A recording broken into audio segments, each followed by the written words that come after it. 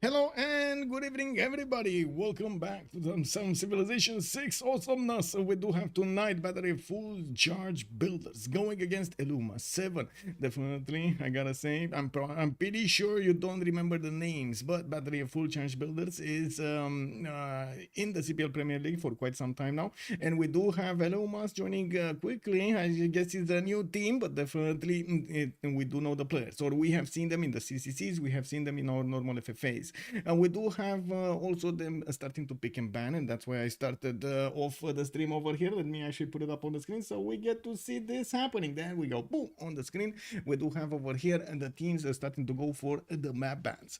Dave plays, good evening, sir, and welcome. I was thinking, I'm not gonna lie, I was thinking if I should actually get a really quick video, explanatory video about what happened yesterday with Catherine de Medici. Oh my god, Catherine, sorry, Magnificence. Oh my god, yesterday, that game, bro. Give me a second so I can go through all of the beginning. We go through the pick and ban phase, and maybe we can get 1 minute or 2 minutes out exactly, about what happened yesterday. What is the discussion right now? And I'm gonna show you a little bit of details there. I do wanna say hello to Closing. Good enough in my head, and welcome, willkommen, Project Cisco. Good evening, sir, and welcome. Yeah, I know. I mean, I don't know. Linda, said yes. It is what it is. I saw you said no, but Linda said yes. Yeah, it happens. It happens. Xipong also, good evening, sir, and welcome. Crazy Civ Ukraine win yesterday. Yes, indeed. 90,000 points. Oh my god. Xipong just, wow, won the lottery. American Monkey, good evening, sir, and welcome. Joined yesterday on YouTube, today on Twitch. Oh, let's see how it goes. I don't have to say, usually on Twitch, it is a much faster. Much smaller delay between the image and the text, so I can actually react to what's going on in chat over here much easier. Keyboard, good evening, sir, and welcome. Oh, I do want to make a mention here. It does take a little bit out of me to take a look at both YouTube and Twitch at the same time, the chats at the same time. I'm doing my best, but I gotta say, I'm sorry if I miss a few messages here and there. Or again, good evening, sir, and welcome. Mithrok also, good evening, sir, and welcome. It seems like we do have another one that, definitely recognizing over here the awesome source of Catherine Magnificence. Heining Dave, good morning, sir, and welcome. Bună dimineața, domnule, bine venit. Neitro, hello there, sir. Thank you so much for picking up the first promotion. Much appreciated, sir. I don't understand most of what's going on in these games. I just like all the troops attacking. Whoa, yeah. I mean, let's see how this goes. I do want to say the players are about to choose their map. They only have 2 maps available for them, and as you can see, we got a choice between lakes, rich highlands, and highlands.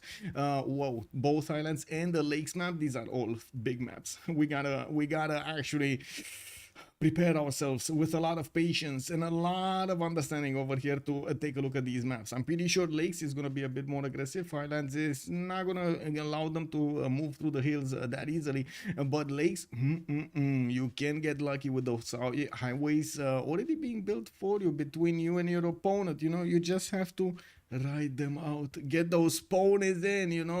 Oh, I do have to say, Highlands has been taken out, and this is gonna be the question: what is gonna be the last map? It's gonna be lakes. We got a lakes map. Maybe we got a dream of American Monkey to actually see those units just stomping everything. Magnificence now auto banned, right? Or only in CWC. Onyx, good evening, sir. Okay, we're gonna need to explain this a little bit more in detail about what's going on, and also gonna give you a bit of history of what did happen. It's not a new cheese strat. We did know about it for years. I'm just gonna just give me a second. We need to finish the pick and ban phase, so we got a little bit of time, between the pick and ban phase and then actually getting into the game. Let's do it then. Fortuna Belly, good morning, sir, and welcome. Good morning. I hope you got your coffee ready. I have mine. Let's go. I do see them starting to go through the ban phase, and yes, we do have 4 bans for each in the first phase, and then they're gonna go for the 4 picks, and then they're gonna go for another 3 bans on each side. Since we do have So many leaders, unlimited leaders in the game right now. They're gonna take out Chandra Gupta on one side and Basil on the other side. It looks like we might actually see Gandhi also being taken out. We did have a reference sheet, I guess we can call it a cheat sheet right now, in the BBG, because after a study with all of the players, or all of the players that were in the BBG server and did want to take part of the questionnaire, I guess it's called, poll, we did figure out the top 10 civilizations right now in the meta. And of course, I say that it's a cheat sheet because take a look, 14 bands, 10 civs are already displayed for your pleasure. You just need to add the other ones, right? Maybe some dedicated ones against your opponent. But anyway, we're going to need to see what's going to happen because of the map, what's going to happen because of the player preferences. I'm pretty sure we do have players that do prefer to go for one civ over another, even if they're close to each other when it comes to their power bonuses or power level. I do want to also take a quick peek over here on YouTube. I believe we didn't actually say hello to YouTube. Hello there, YouTube, and good evening, sirs. Papa's hello there, sir, and welcome. It's a boy Fifth. Good evening, sir, and welcome. Hope all out war breaks out today. That actually brings me up to another subject. On the lakes map, we have seen quite a bit of an improvement, first of all on the overall map, and second of all on how the players play it. Since it did get played out for quite some time in the last few months, I'm pretty sure we did see them getting more accustomed to exactly how to play it. Lakes map, it's a relatively good map in a 4v4 and not that good map in a FFA format. It's very hard to actually get golden edges and stuff like that in that one. You really need to take a look at each of your era score. You might not see for days somebody. At the same time, we do need to see also what's gonna be their civilization choice. One of the things that I also want to mention, in contrast to highlands, you do have a lot more flatland, which will give them those highways. That means those civilizations that can be powerful at the beginning of the game or mid game when they have the power spike in Kesheks or how to say Monte Carlos even, or wow, we were talking about Mali and Monte Carlos coming up, popping out in my head. Hetaris from Alexander, Gran Colombia going with its free general and so on and so forth. All of those Mapuche and so on, all of those civilizations will have a bonus here because they can actually get to their opponents. So we might actually get to see a few of them sneaking through. We did see also in the last few weeks players more and more going for the double Persia slam. Not sure I agree with it. I definitely agree that Persia is a strong civilization. Not sure in the overall scheme of things, in your roster health, it's good to actually have two of them. We haven't really seen it how to guarantee victories, right? If you wanna go for a double slam, you kind of want to get guarantee victories. We've seen before, for example, how the both greases were used in some of the plays, and so on and so forth, the double slams. Also, yes, I did say that. Okay, so I do see Mapuche has been taken out by Eleumas7 on the left side, while we do have battery full charge builders taken out. Australia and the other Byzantium persona, Theodora. They took out your girl again. They took out your girl again. Missed yesterday's stream. It was over in a blink of an eye. Appears they use some overpowered culture strategy. Yes, sir. We're getting to that. We need to go through this pick and ban phase, because otherwise I feel like I'm gonna talk a bit too much, and we're gonna miss to talk about what's going to happen over here. Now we do have them needing to pick their last choice before the pick phase, and yes, it's gonna be Genghis Khan. Mongolia is gonna be taken out here. Okay, definitely makes sense. As you can see, they are taking out the civilizations that can definitely have a very strong power spike at those times I was talking about, the medieval era in particular, but also the early game with Scythia over there. We do need to see how Eleumas is actually gonna set the tone for the game. I do want to mention here, give me a second, you can see my screen, right? You should be able to see my screen. We can take a look at the registered players. So first of all, Eleumas7, if you don't know, it's actually Sam's, how to say, I think it's his Steam account or something, his name for a long time. So basically this is the team of his friends here. We got Loic, we got Porch, Cboy237, Kibats, we got Neolaf, QWERTY, RemiW, and Dave. Dave is the coach of the team. Oh, we definitely need to see the Dave awesome sauce here. We got also, of course, on the side of, let me see, battery full charge builder should be here. We got Linda, we got Atomation, LL Hot Sauce, Forking Knight, Scarderi, Kuliasik, Jellyfish, and Apriolo playing for battery full charge builders. Wow, I haven't seen Apriolo play in such a long time. Did he actually start playing again? Whoa, whoa, whoa. Didn't see him in such a long time. Also, Flying Toilet, hello there, and welcome.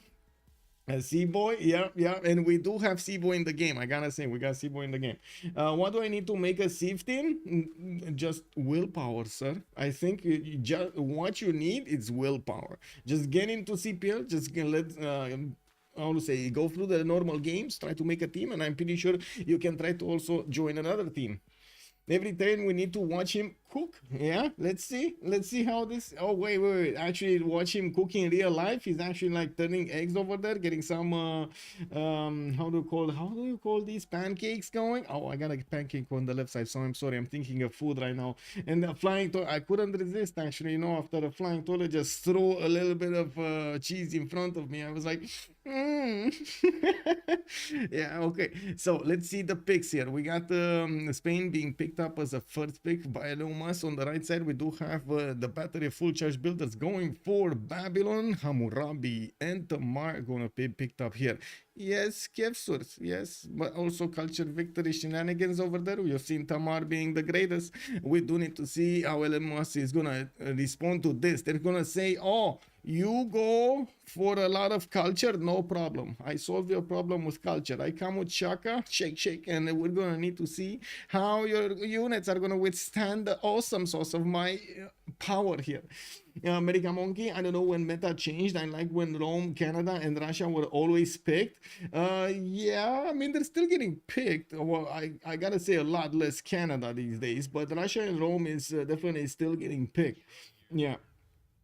Now we do have to take a look here what's going to happen in the next three bands. So on each side we're going to see these choices starting to roll in over, and we do need to see how they're going to choose to go for this. I gotta say gold generation does seem a little bit sketchy on the side of full charge builders, while on the Eleumas side I'm pretty sure with Spain over there it's going to be powerful. I'm not so convinced that Zulu is going to get a lot of gold, but usually it does tend to be positive in its gold per turn. Not really awesome, but good. Okay-ish for himself. To buy tiles, to not actually be a drag on his team. Will probably need gold to upgrade his units though, unless he has some maze tiles or something that he can copper tiles to chop over there to get the gold. I don't think he's actually going to manage to get the gold for himself. We're going to need to see if he's actually going to have the opportunity to use his imps against his opponents. Definitely it's going to be a hard problem to go against both Babylon and Tamar. Tamar having those extra strength walls. We do have him with a strong unit at that timing, and it's a melee one, by the way, which is kind of surprising, right? At that perfect timing over there, I'm pretty sure the impy just gets smashed, isn't it? Unless you play with the Kev swords in like floodplain defense and where they have like 0 bonuses and you forget to actually get the general. That's probably the only way impies could actually touch those Kev swords. Is it continents and islands? No, it's lakes. It's lakes. Let me actually put it up on the screen here. There we go. We got lakes being written down. Okay, there we go. We got this, we're putting this, and we're putting, oh my god, this and this. I think I'm clicking too fast. Okay, so next bands. Gandhi, the second India persona, is gonna be taken out on the right side by the charge builders, the full charge builders, and I do see also Nader Shah. That's the first Persian persona they touch. They think Nader is stronger than Cyrus. Don't know, Cyrus might actually be of the other opinion here.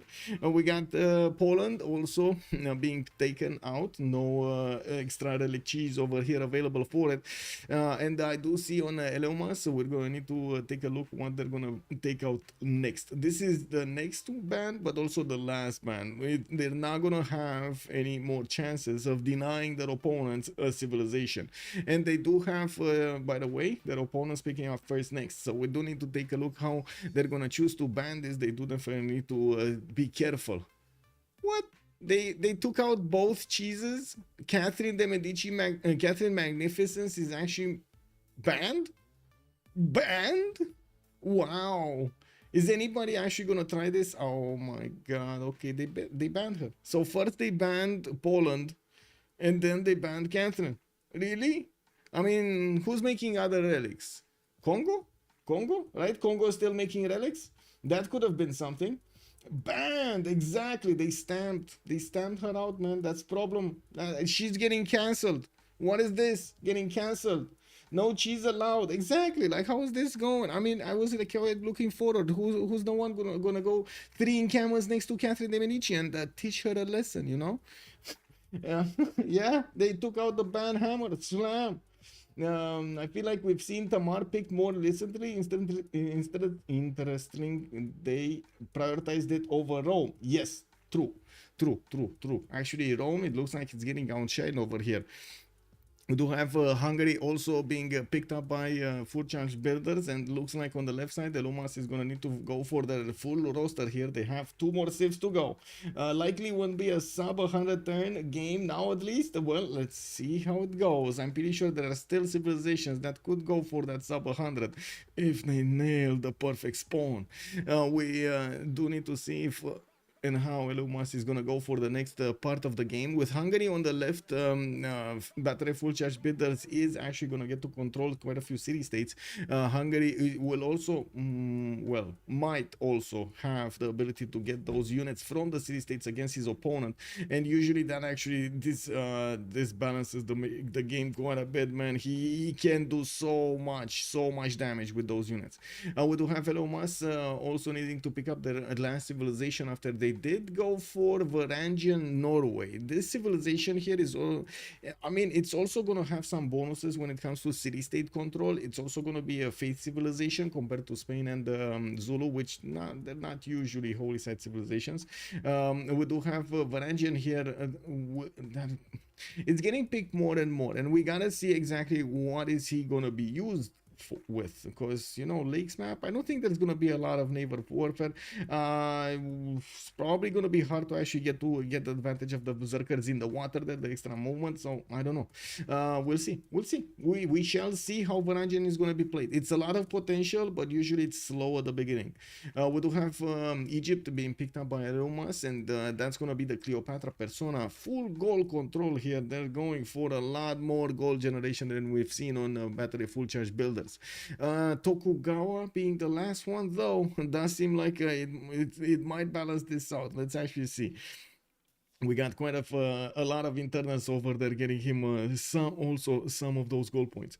We do have to take a look what's going to happen here in the lobby. We did get in, and we do have the spectator. Well, let me actually double check quickly if we have anybody 0ms, because we've seen this before, and it's not cool when it actually happens that I do not get the connection to one of the players. What? The connection to player lost? No. Let me actually make a lobby, reset my connection status, and click on the Steam lobby link. Joining, connecting. Okay, there we go. I think we're fine. Yeah, I think Norway was picked to contest CS control and potentially deny PayPal. Yes, I also think that. Varangian can deny Tamar religion. That is true. They definitely can fight each other there. Okay, so a little bit of history and a little bit of more details about what happened yesterday in the game between Freitos de la Vega and Civ6.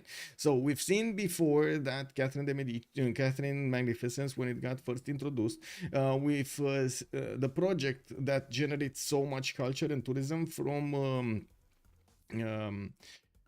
from how many luxury resources it has, how many different luxury resources it has. I think it's actually all luxury resources it has from everybody. We've seen before how teams do try to feed Catherine at a certain moment of the game, so she can actually get as many chops as possible. It is exactly the strategy we've seen yesterday, the Civ6 applying it. So you do get at the beginning, you get that religion, you get the one extra thing that was added this time around was the extra relic that it was given to Magnificence, it also benefited from the extra tourism coming out from reliquaries, which was awesome to make a lot more headway with the tourism at the beginning of the game when the players do not have any kind of defense when it comes to the culture. And since the meta right now is pushing for a lot of free inquiry golden ages, and a lot we didn't even get there because a lot of them, well, I mean, they just couldn't get a lot of culture going. Even though they did make the projects on the other side, on the Freitos de la Vega team, trying to get as much culture defense as possible with the boosts. Every one of the civic boosts, if you do get them, it adds a certain amount of culture to your empire, to that culture defense, potential culture defense against the tourism of your opponent.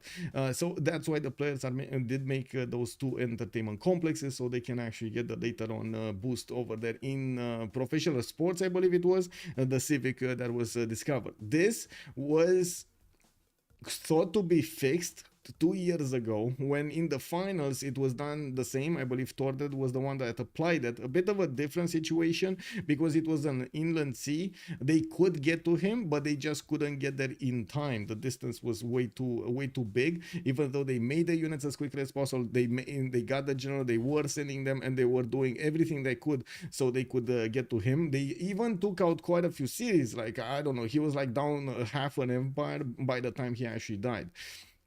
Yesterday was a little bit different, the situation, because they denied the ability of their opponents to get to him, first of all, and second of all, we didn't actually have anybody taking seriously the threat of Magnificence, because everybody thought it's taken care of. They nerfed the project a long time ago. They added more culture. They didn't test it for quite some time. I believe nerfing the project was actually allowing other civilizations to quickly get there.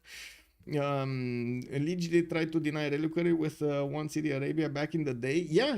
I mean, this is a strat that has been used for a long time, like a cheese strat that has been used. Unfortunately, stop talking more casting. There's like no, I'm sorry, but there's like no, nothing amazing happening right now. We ain't got a map to talk about yet, And right now, to actually continue the discussion, there is in the CWC, we do have in the player chat a lot of messages. Like if we take a look over here, it started off from last night, I believe, with a innocent question about, okay, can we actually get a little bit of a decision about this from Hush, a discussion about this. And yes, I mean, they started discussing about it, and it's been pages and pages and pages and pages of people, players from the CWC, and also other actors around it, like community leaders or organizers of the qualifiers, pitching in to see, okay, what is everybody's stance on this? Should this cheese be allowed in the CWC? Should this cheese be handled by the CWC, or will we let the players handle it, as in through the ban phase, as we've seen right here? Which I understand it's one ban out of 14, which you kind of want to do, but at the same time, so are others, right? Like Australia or other, like Tokugawa. You kind of always want to take these out, like Gandhi, for example, and so on. You kind of always want to take these civilizations out of the game because of their respective power spikes at that moment in time. So we're gonna need to see how this discussion is gonna evolve over here. I'm pretty sure it's healthy to have a debate about this and see what the players' threshold for RNG, for how to say instant, for example, changes, or to have a stable environment, because those were also some of the arguments being made over here. It's good to actually not change rules in the tournament, and not actually change any kind of the meta, even if it is a hotfix. Now, the point was made also by Rom, and I tend to agree with this, because we did have, and I'm pretty sure, and even when I saw it yesterday unfold, and the cheese strat didn't even register in my mind, because to be honest, we thought it's fixed. We really thought, everybody thought it's fixed. So I'm not sure if it was like, maybe they need to test this out a little bit more. I'm not sure exactly how the things needed to be changed over here, but I'm pretty sure at some point the players are gonna decide. We're gonna need to see also if this is always redoable. Like if this always happens, because you know it might be one of those strategies. Like we need to have so many stars aligned so you can actually get it going. Smorior, good evening, sir, and welcome. No Medici, no party. Hello there, Battle Cruiser. Good day, sir, and welcome. More talking, more gossip. Oh yeah. We got. I was talking about this. Okay, let me catch up with chat really quick here. All copy you have in stock, 25 culture and tourism. So yeah, there we go. Onyx was confirming was about the amenities. You get all of the ones you have in stock, and the whole strategy was using reliquary and Poland true. I don't remember if they actually used in that particular game with the Torda Dream, if they actually used Poland that time around, or Congo for that matter, to get him the relics.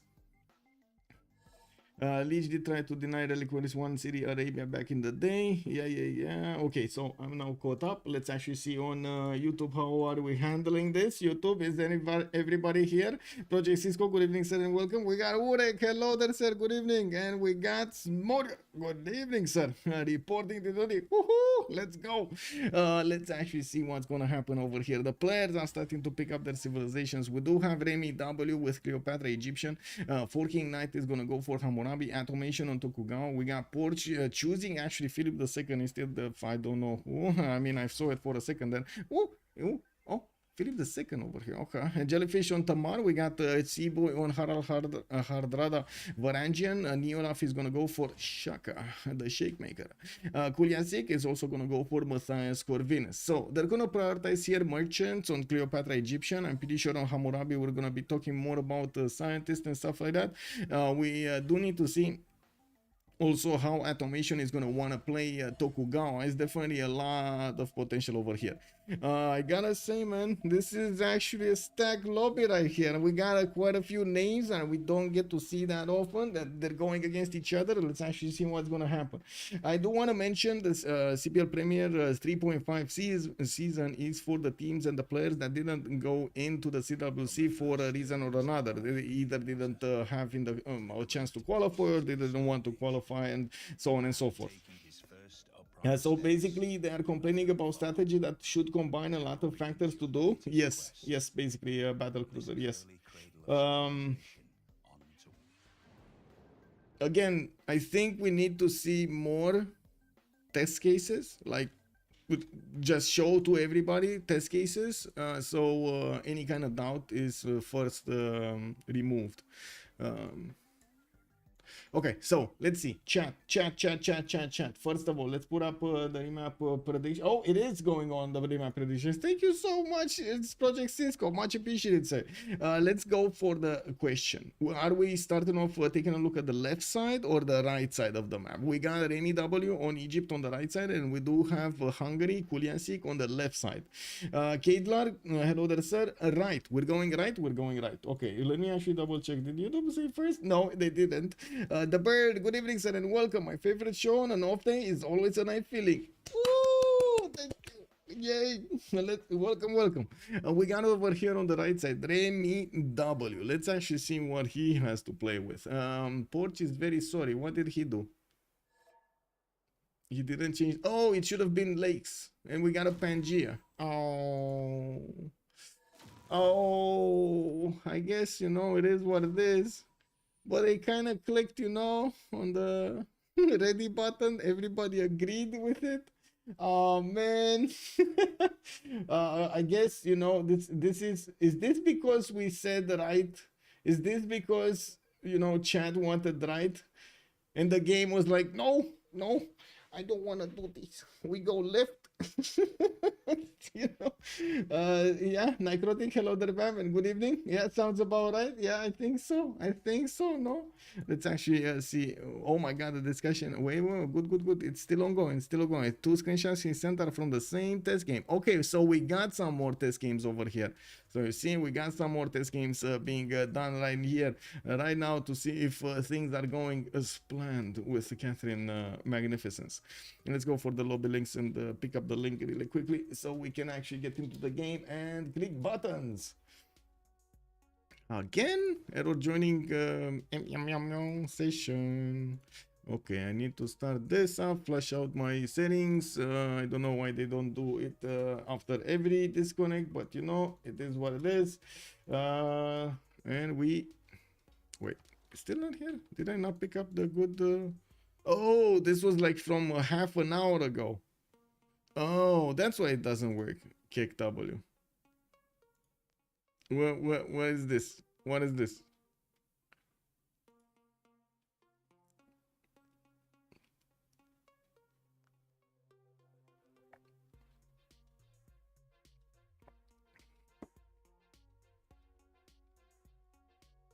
Yeah, there we go. There we go. Just in the time, you know, using my reactions over there, because why not?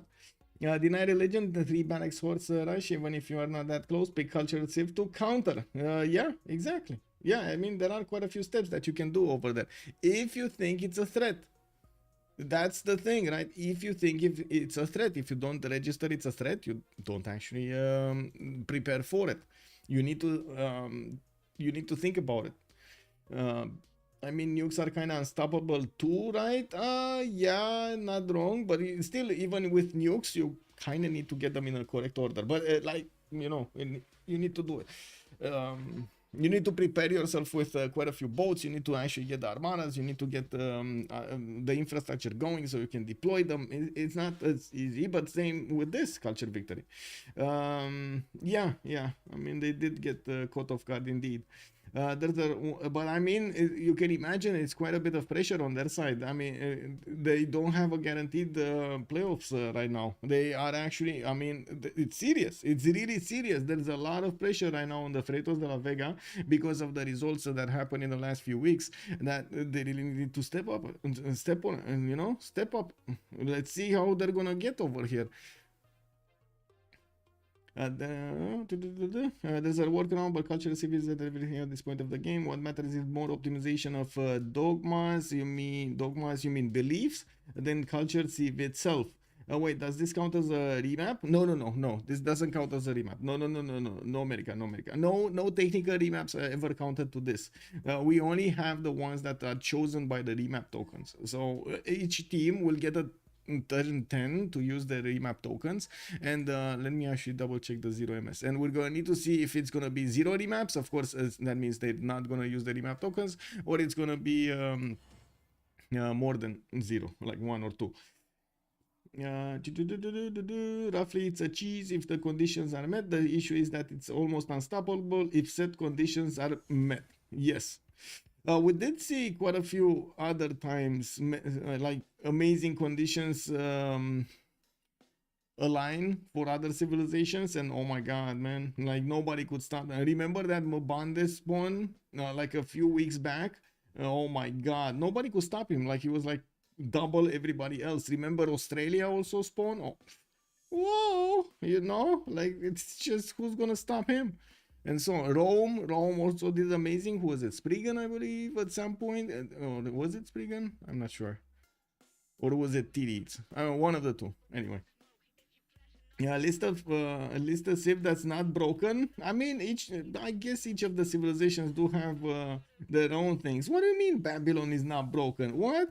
What? Oh, and Lincoln is not broken? Oh my god, man. Oh, I mean, it's not getting played, but I believe it's more because the players don't want to play with those bonuses. But look, we got today somebody that actually wants to play with those bonuses. Who this? We got Forking Knight that actually wants to handle the Hammurabi challenge. I believe in Freritos, they will get to the playoffs. Yeah, but now actually it makes things interesting, doesn't it? We need to see. We need to see in the next 2 weeks what's gonna happen. It's shaky, very shaky right now. I mean, I trust Freito's skill, don't get me wrong, they're definitely very experienced players, but oh my god, yeah, that's quite something. Okay, let me put up my chats in order and also click on buttons here in Discord, not Discord, in the OBS program. There we go. There we go. They're 2-2. It's not like they're in hot water. I mean, yes, you're right. They're not. It's not that hot water. But let me actually take a look over here on the standings. So we do have. Where are they? Group A, right? Group A. So we do have Holiday Highlands with 4-0, right? Let me actually give you the image. Kick double. Now I need to open the screen again. Okay. What is this and why is this is so big? So big. Okay, there we go. So we do have Holiday Highlands with 4-0-0, Feritos de la Vega 2-2-0, Lethal Companies with 1-3, and then Civ Ukraine with 1-3. Uh-oh. Let's see. And yeah, strong teams, both of them. Let's see how this is gonna go. If there's gonna be another one, right? Let's see. What games do I have to play? Freitos will need to play against Lethal Company and against Holiday on Highlands. So we've seen Holiday on Highlands manage to beat them once. If they beat them twice, and they will have 3 losses, right? Uh-oh. Uh-oh, that's the problem right here. Uh-oh, you know, that's the problem right here. Let's actually see what's gonna happen. Like Salty said, that he's really experienced, and I'm pretty sure they're gonna keep their posture, or like their composure, even if the pressure ramps up. But right now, it feels like it's a shaky land over there. Okay, chats in order, clicking buttons. Chats in order, clicking buttons. Uh-oh. Okay, there we go. I think so. Peeps have been effing around with this victory since the match. First look 10 in the still limited pool of tests to show that internal tourists are too slow to mass with culture to matter this early. So when a Civ is nerfed, they just stop playing with it until one team finds out it is still strong and shows a perfect win with it. Katelar, basically. Yeah. Yeah, I mean, we've seen a lot of people, again, player preferences makes quite a bit of an impact here, because if not all of the players do get to play with a wide variety of civilizations, they're probably going to have their favorite 7 to 10 picks out of the civilization types, and they're going to go for those. Like, you've seen players much more preferring Age of Empire over others. You've seen players much more preferring to go for Australia over others. You've seen players that really like Hungary, even if the team actually would want something like more of a damage dealer like Shaka, but still Hungary is being chosen, and so on and so forth. It is one of the, I guess, adaptability factors that we do have in the games over here, and one of the things that the players do like, and we see it again appear in the chats, in the player chat discussion about what happened yesterday. We do have the players do still like to have a balanced type of RNG. Like, they still want to have a good amount of RNG in the game, but not so much that it will like topple everything at one point. They still need to have some kind of uncertainty. I guess the uncertainty, I should say, not really RNG, uncertainty factor. How the map is gonna generate, how the fresh water is gonna be like, how the resources are gonna look, and so on. We did have already chat saying we're gonna need to take a ride. So I'm gonna, just to say, even if the game said no, we're gonna still take a ride over here, and I really hope I'm not gonna crash or something. Good evening, Dingo. Hello there, sir, and welcome. Good evening also, Vils Electra. Hello there, sir. Shaky, but not earthquake shaky yet. Yeah, exactly. They'll be good. There's a reason they won 2 seasons ago. They're excellent. You might be right. You might be right over there. Let's see. I think that map generation provides enough randomness on its own for the game to be interesting. You might be correct over here. You might be correct. One of the most cherished things about actually Civilization 6. We do have Cleopatra to talk about. He settled first again, man. Oh my god, he's trigger happy. Look at RemiW go. He just settled on a 2-2 base. He's gonna have quite a bit of floodplains here to the north and to the south, and I do see we do have him also benefiting from a few 2-2s. Well, only one in the capital. That's unfortunate. We're gonna need to see if he's gonna get some floods here to help him get some more fertility in between these tiles. Good to have actually so much amount of floodplains here. It's a pretty good amount of floodplains. It's lakes map, so it's expected. We do have to take a look also on Philip II, which at the moment did not actually put down his city. He is on a continent split. We got him on the red continent, and he's also gonna get the eastern city of Lemuria. That's another continent. Awesome campuses next to the sorry, reef tiles, and I do see some geothermals next to his capital also. I don't really particularly like the placement of land here, but you can definitely make it work. I believe he needs to be careful to not get trapped into settling too many non-freshwater cities here.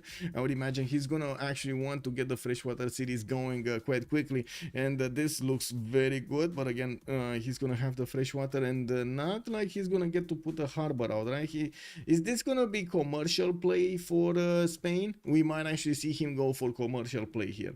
Now we do need to see also Harald Hardrada being to the west side of him. Z-Boy is gonna get also a Refish tile to the northwest. He's gonna have a few 2-2s, and I do see he's gonna get the bananas 3-2 tiles to the northwest. Definitely quite a few cities here on the coast and off the coast, on the rivers. Baltic Sea in the south, Grand Mesa also a city state to conquer, or a city that he could conquer on next to that wonder. Just put it down there on the iron tile, I would say, to be the best tile, and get that 2-3-1 going. It's gonna take a while though to get the city there. 1, 2, 3, 4, 5, 6, 7 turns. I mean, it's worth. Don't you think it's worth? It's 8 turns to settle, but you know, it is what it is. Now, do you know if ally gives to copy luxury? Yes, they do. Yes, they do. They matter. So basically, what they did is send all of those luxuries to Catherine the Medici, Catherine the Magnificent. Yeah. Everybody gets to improve. Like basically everybody rushes irrigation, gets those resources improved, and bam, you send them to one. Sean Lobardo, good morning, sir, and welcome. California. Oh, sun is shining, man. Amazing. Let's see what's gonna happen here on Shaka's side. We do have Shaka. Do see him to the northeast of Remy. He might actually get to trade at some point. He could actually trade over here at some point.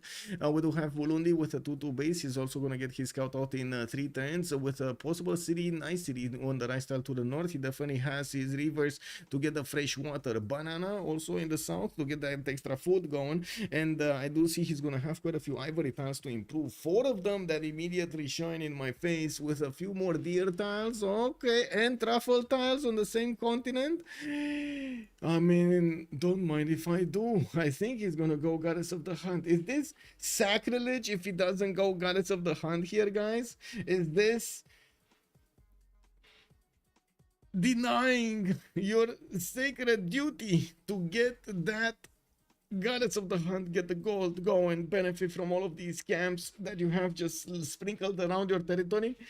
Who's the favorite over here? I don't know. That's a very good question. Who's the favorite? I don't know. We do have to take a look also on Hammurabi. Let's see, Byzantium here. We got him with Seal tile to the northwest, some Cocoa tiles, but that's either lacking a food point or a production point. Not really good to work either right now. He's probably going to work the 2-2s, and I'm pretty sure he's going to be happy settling in the north. We do have him with some bananas, but they're lacking the extra point of production, so again, not ideal to actually get to work them. We're going to need to actually take a look how he's going to want to open, if he's going to go campuses into commercials or gonna rush commercials as quickly as possible to try to get different kinds of benefits. Now we do have also to take a look on Atomation. Tokugawa is gonna be, let's actually see. So no, this is Hungary.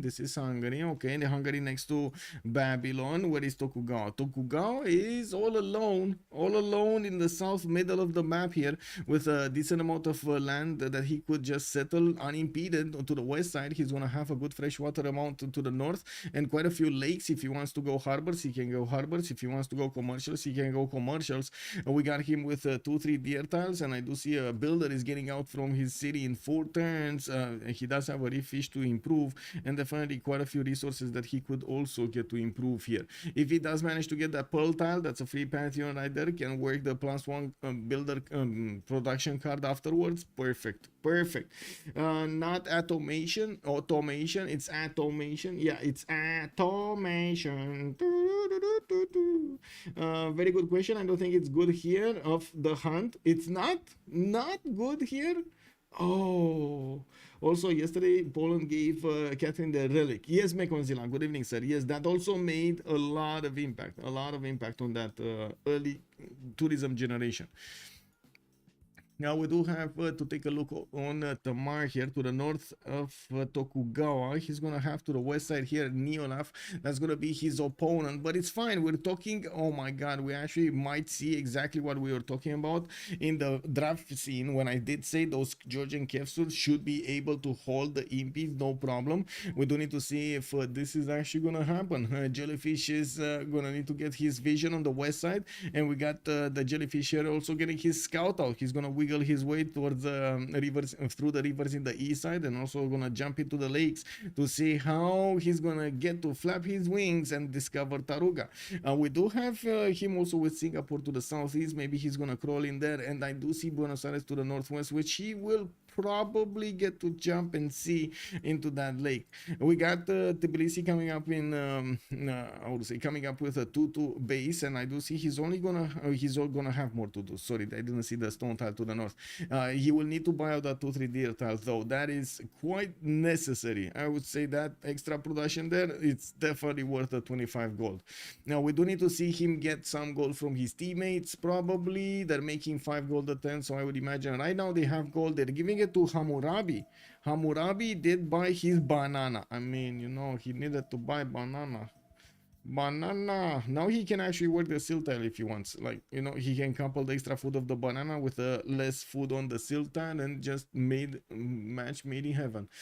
We do need to see on Matthias Corvinus also how the spoon looks like, with the city of Buddha benefiting from 2 tiles in the north to get that extra bonus. We do have him with the geothermal setup next to Krakatoa in the north, which, to be honest, is not providing that many good tiles. I would definitely go for the how to say for the rival settle 10 times of 10, even in flatball territory, then actually go for the geothermal settle. I don't know, man, it just smells fishy. If you get a city later on this 1-2-2, maybe, you know, later on for era score you get it in the second era, that makes sense. Right now doesn't make sense. You want to be on the rivers, you want to get those extra tempo bonuses of production from the bonuses that you get with Hungary, the Pearl of the Danube perk that gives you the 40% towards the construction not only of the district but also the buildings inside. That is massive amount of production that you get towards those districts and the buildings. We do have him with a good river network, and he's also going to have the opportunity to maybe snatch a Temenaki here from Cleopatra. We do need to see with well, with the next turns what will we have.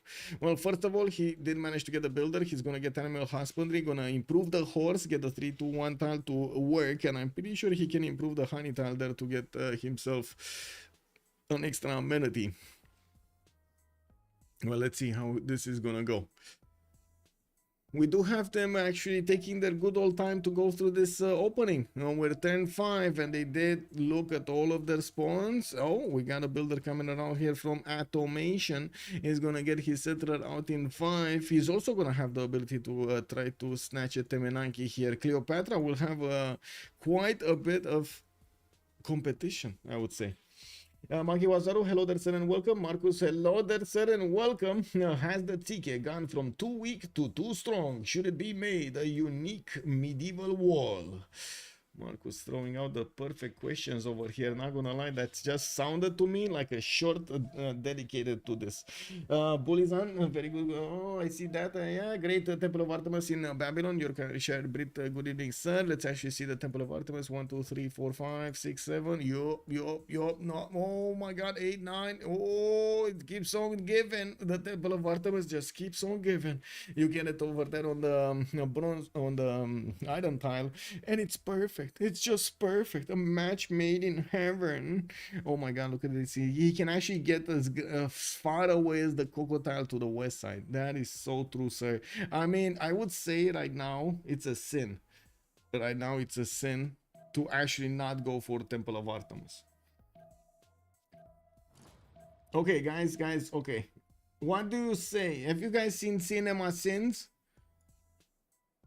Have you guys ever seen on YouTube Cinema Sins? Let's actually start something similar right here. Let me actually get a text going. Give me a second. Let me actually get a text going. Civ Sins. Yes, Civ6. Okay, there we go. There we go. We got a counter over here. Yeah, okay. And we get to change it into this. And change it into this. There we go. 1. Okay. Civ6 1. We actually have one. I mean, wait. We don't know. We don't know yet. We don't know. And actually, let me put 0 right now. 0 right now, because we don't know yet. We don't know, but we might have one. Let me fix the color also. There we go. There we go.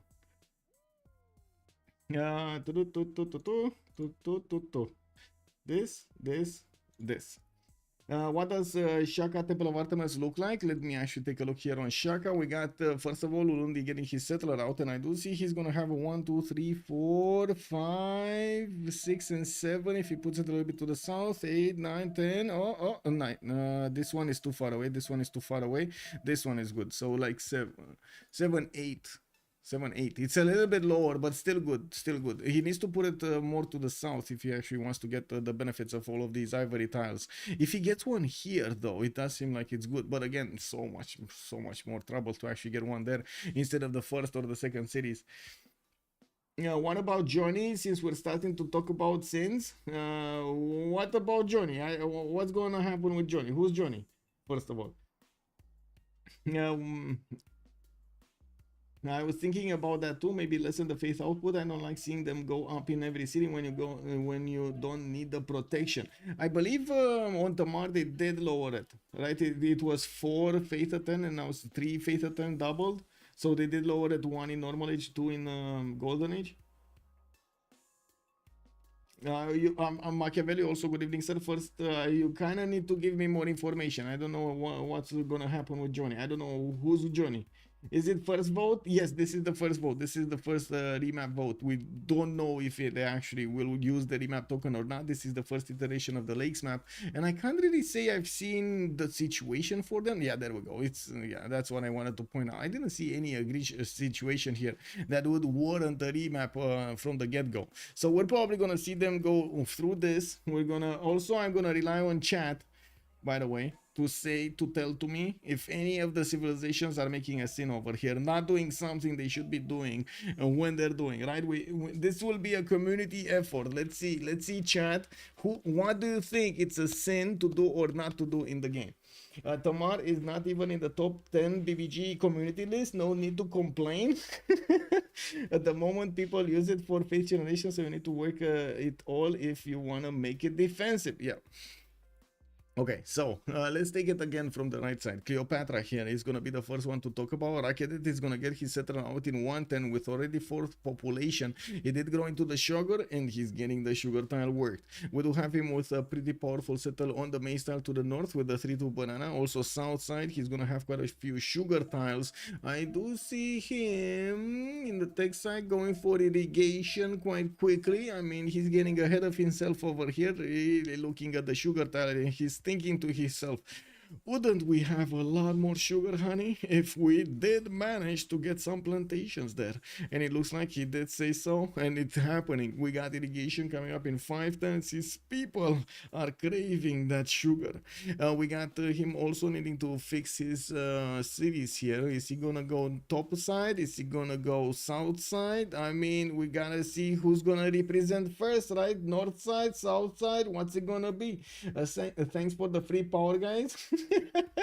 Oh dear, all of Egypt is going to develop diabetes. Yeah. So only -1 golden. Yeah, basically Egypt will have chubby chariot archers with all of that sugar. I think it's 4 faith normal plus 3 golden. Okay, so he's going south. Let me actually double check on Tamar, because this is a question that will eat at me.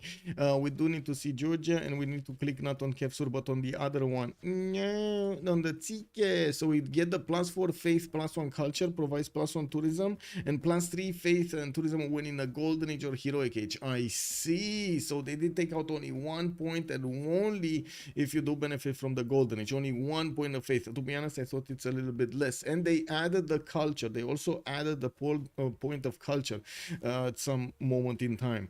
Okay, so we got Remy getting his Lady of the Region Marshes. We do have him also well on his way to getting his second city going. And I do notice in the south he's gonna get quite a few sugar points, man. Quite a few sugar points. Those are 4-2 tiles underneath that city center, and I gotta say I am expecting him to go at Temenanki here. Yeah, we do have also to take a look at his strategic resources. Has a horse tile to the southeast in the second ring, also iron tile in the capital in the first ring. Now, while I do see the flood has disappeared here, he's gonna need to, there we go, settle the city and get the 4-2 tiles worked from the get-go. We do have him also with the ability to get, there we go, put down immediately at Temenanki, 23 turns to go. So beautiful, just beautiful. Yes, Nycrotiv, yes indeed. Gimpy, good evening, sir. Jesus, this Egyptian spawn. Yeah, the first order of business, deny Egypt March Pantheon. Yeah, if you can get it. If you can actually get it, yeah, that's a minus right there. That's an L right there. No W today. Yeah. Okay, let's move forward on Philip II. What do we have here? We still have him getting that city to the northwest. Looks like he did improve his pearl tile and his 4-1 fish tile. I do have to say I'm a bit worried about the position of the city, mostly because, well, first of all, he's not going to have fresh water. Neither is he going to have good tiles to work around him. I would have definitely thought it's a much better idea to actually go in the southeast. What he will have here is the ability to get a harbor out, and it looks like the harbor ability is probably going to slow him down quite a bit here. Oh well, now the harbor plan, I should say, you know, his opening plan.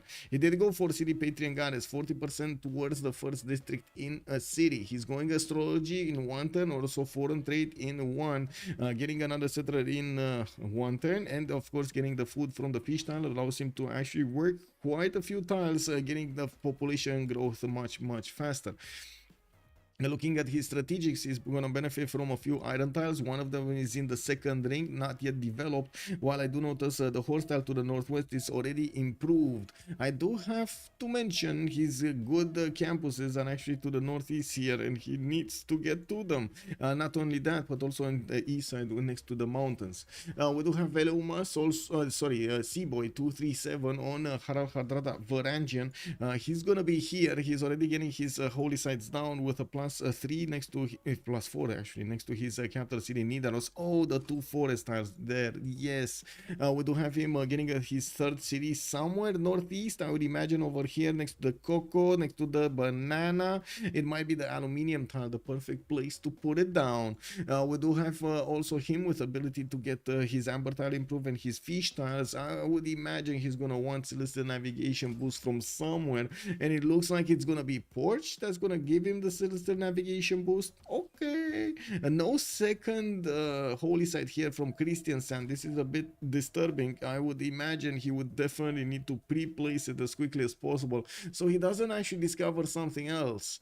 Anyway, Neolaf is gonna get also with Shaka his bronze working. That means he's gonna have the ability to see iron. He's actually gonna get to tell them, oh my god, look at that rock. That rock is a very special rock. You get to use it. It's called iron, and it's awesome, guys. It's awesome. It is so powerful. He's actually gonna tell the world over here. Team names.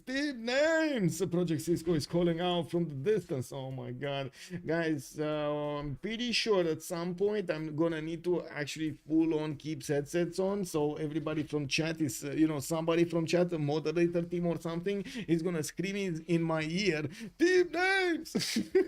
If I don't see them, it is what it is. Okay, on the left side, what do we have? We got the battery of full charge builders, and on the right side we're gonna have the boys from Eleumas7.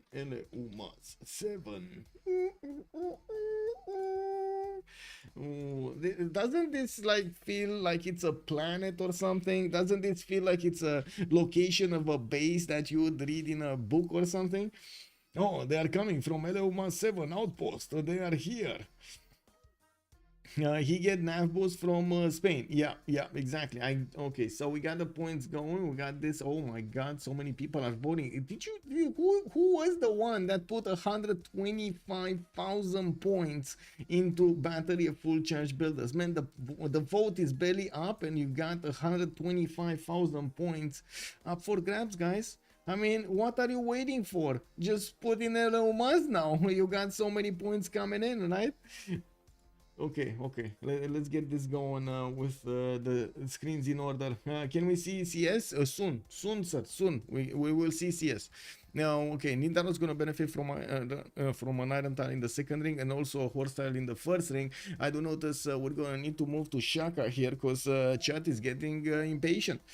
We got Shaka here getting his Ikandas going. We got also a setter coming up in 4 turns from Ulundi, and I do notice he's gonna get his ivory tiles here, but I don't really see. Oh, wait, animal husbanding coming up in 2 turns. We might actually see him after the 4th setter comes out. Try to go for Temple of Artemis. That seems like it's a bit too much though. Like it's gonna slow him down quite a bit, getting his other stuff going, like a Governor Plaza, Ikanda finished, the Bannex inside of the Ikanda, and so a builder going to upgrade stuff and so on. That's quite something. We do have him benefiting from a horse tile next to his capital, and yes, he does have an iron tile in the second ring on the left side. Though both of those resources are gonna be needed when he's gonna try to get to flex his full power and his mighty pecs against Cleopatra. I don't know if Cleopatra is going to be that impressed with the mighty pecs of Shaka. We're going to need to see over there if Neolaf, courting is actually going to work here against Cleopatra. We got the Forking Knight, Hammurabi, on the right side of the map. Looks like Babylon getting his traders out, putting down campuses like a man over here, getting those extra science points from the beginning. Free library whenever you get it going, you know, perfect. Borsipa here also going to have a 3-1 base. I'm gonna have a honey tile as an extra amenity, and I do notice he doesn't have. Oh my God, it takes him quite a bit of time to get to the crown jewel of the city in the south. With the Coco giving him the extra gold, he has some fertiles to give to the ladies over here. Definitely very good city for Babylon. We do have him also choosing to get a builder to chop his upcoming campus, or I should say chop the tile, the forest on the upcoming campus, so he gets that little bit of production back.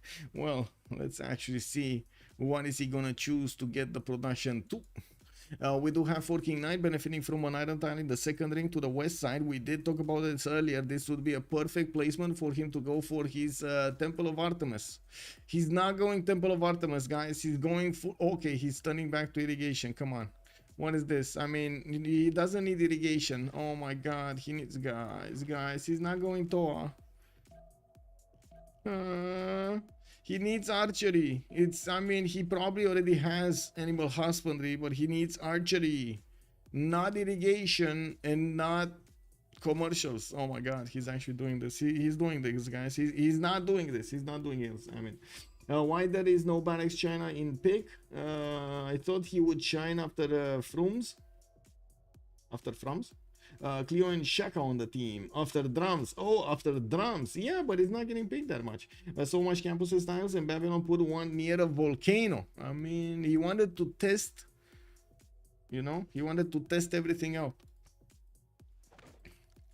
Anyway, now we do have the chop over here. Babylon is putting down his campus. There we go. He actually chopped him to get the full production in his city. Unfortunately, that also means he didn't get the overflow that much. We do need to take a look at Tokugawa next with 3 cities here. He did get his Pantheon, God of the Sea, and you do see a beautiful forest fire on a tile there in the city of Tokyo. We do have Okayama settled to the south, Osaka to the east side, and I do notice he does have a pesky Norwegian Norway that is trying to sniff around his deer tile. We're going to need to see if he's going to run away with a corpse there and they get it back to his people. We got another slinger coming out from Tokyo here in 1 turn, and I'm pretty sure Atomation really dislikes the presence of the warrior here. You see how Atomation is bringing as many slingers. His empire is just, you know, getting ready to throw rocks at his opponent. Yeah, get out, you vile beast, not in my city. Well, let's actually see after he's gonna get his monuments if his people are gonna be a bit more welcoming, or they're still gonna kick everybody out from the territory.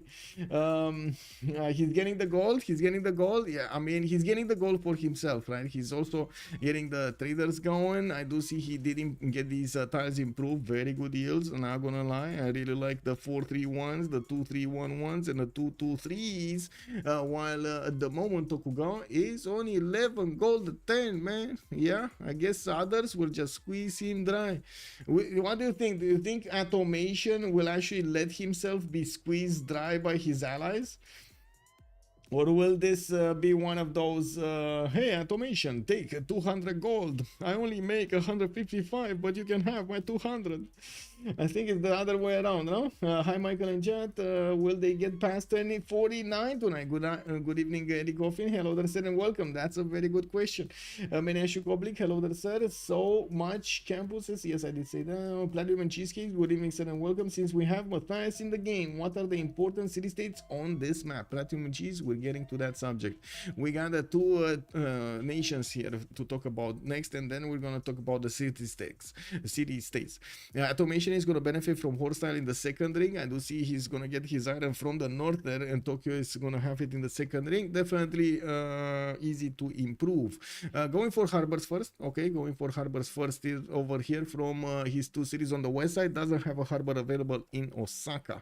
We might see something else there, like a campus or a commercial. I would say campus, but anyway, we don't need to see Tamar here with his three cities already down. He's going for his Great Prophet and on his first holy site in Tbilisi. He does have another one in Gori that was a +4 over here next to the mountains and the two forest tiles, while his city in Rustavi did not build a holy site. He's gonna get to spread his religion faster because he has two cities converted, but I do see him not activating the prophet. He's not activating the prophet. I mean, what is he waiting for? We do have Norway here still getting his Great Prophet points. Nobody did manage to get a religion, and I'm pretty sure he can activate. Jellyfish over here is playing with fire. He's playing with fire. Yeah, Tamar without the Tike at the moment. We got him going for irrigation. He's going for early empire. No Tikes to look at. I mean, yeah, you know, different stat. Siltek, good evening, sir, and welcome. Wait, no, good evening. What are the Civ6? Basically, Tamar without a Tike. That's a Civ6. That is a Civ6 right there. Oh, Onyx is making a good point. He doesn't have a Pantheon. Right. You're making a very good point. He doesn't have a Pantheon. Is he gonna get a Pantheon? Is he actually gonna? Oh, there we go. There we go. He picked that guy. It's got a big infusion over here. And now, I mean, wait. 10-24, no Tikes. I think this deserves a sin. What does chat think? Can we see 3 yeses in the chat? If this deserves a sin? No Tikes on Tamar 10-24.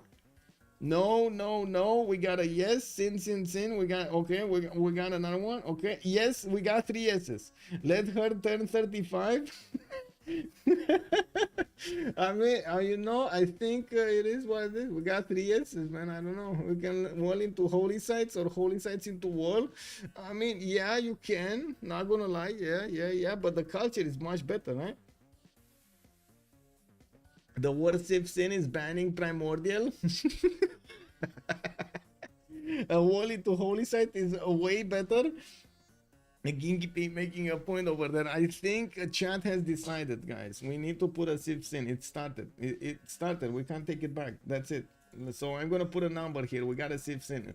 You know, guys, we're gonna need to actually remember this, like which are the Civ6, you know, or somebody's actually gonna go back in time and take a look over there. Wait, did he put a +1? Well, it's because no tickets on tomorrow, 2024.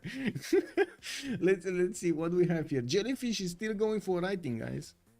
I mean, it's not like he's discovering masonry anytime soon. He's still going for writing. Okay. I mean, let's settle down. Okay, let's see on his strategics. We got a horse tile here in the second ring from Tbilisi, and I do notice we got iron tile to the west side here from that city center. We do have also motion with a 3 turn to go into his capital to get a bit more faith and a bit more culture. I do notice Matthias Corvinus is also going to be a subject here of discussion to the east side of Babylon, which is going to be one of his allies. He will have hand in the south to play with, and some Spanish units to go against. It looks like in the beginning of the game he's not actually going to need to make an army. He's going for his commercials and putting them down from quite a few cities. Did improve the horse tile and did improve the honey tile. Now we do have him finishing up 3 of these commercials in the next 2 turns, and I do notice he did try to put down a Temenanki, just had a little bit of a feeling with it, and then it disappeared. We did have him also improving another ivory tile to the east side. He has Magnus going into his capital, and I'm pretty sure he's going to be happy getting as many trade routes out as possible. We do have also an iron tile to the south of Buda, and he's going to need at some point to improve it. Not right now, though. Not right now. It doesn't look like anybody's going to go for some swordsman at the beginning. So I think that's about it about the civilizations. We took a look at their pantheons. Religious settlements, by the way, is the one on Hungary. With the ones that we did see, we did also take a look at their opening statements here with the cities. Where did they go and what did they take, and how are they gonna go through this? Okay, I think this is the time for Jellyfish to redeem himself. Oh my god, he's going masonry, but it's 4 turns.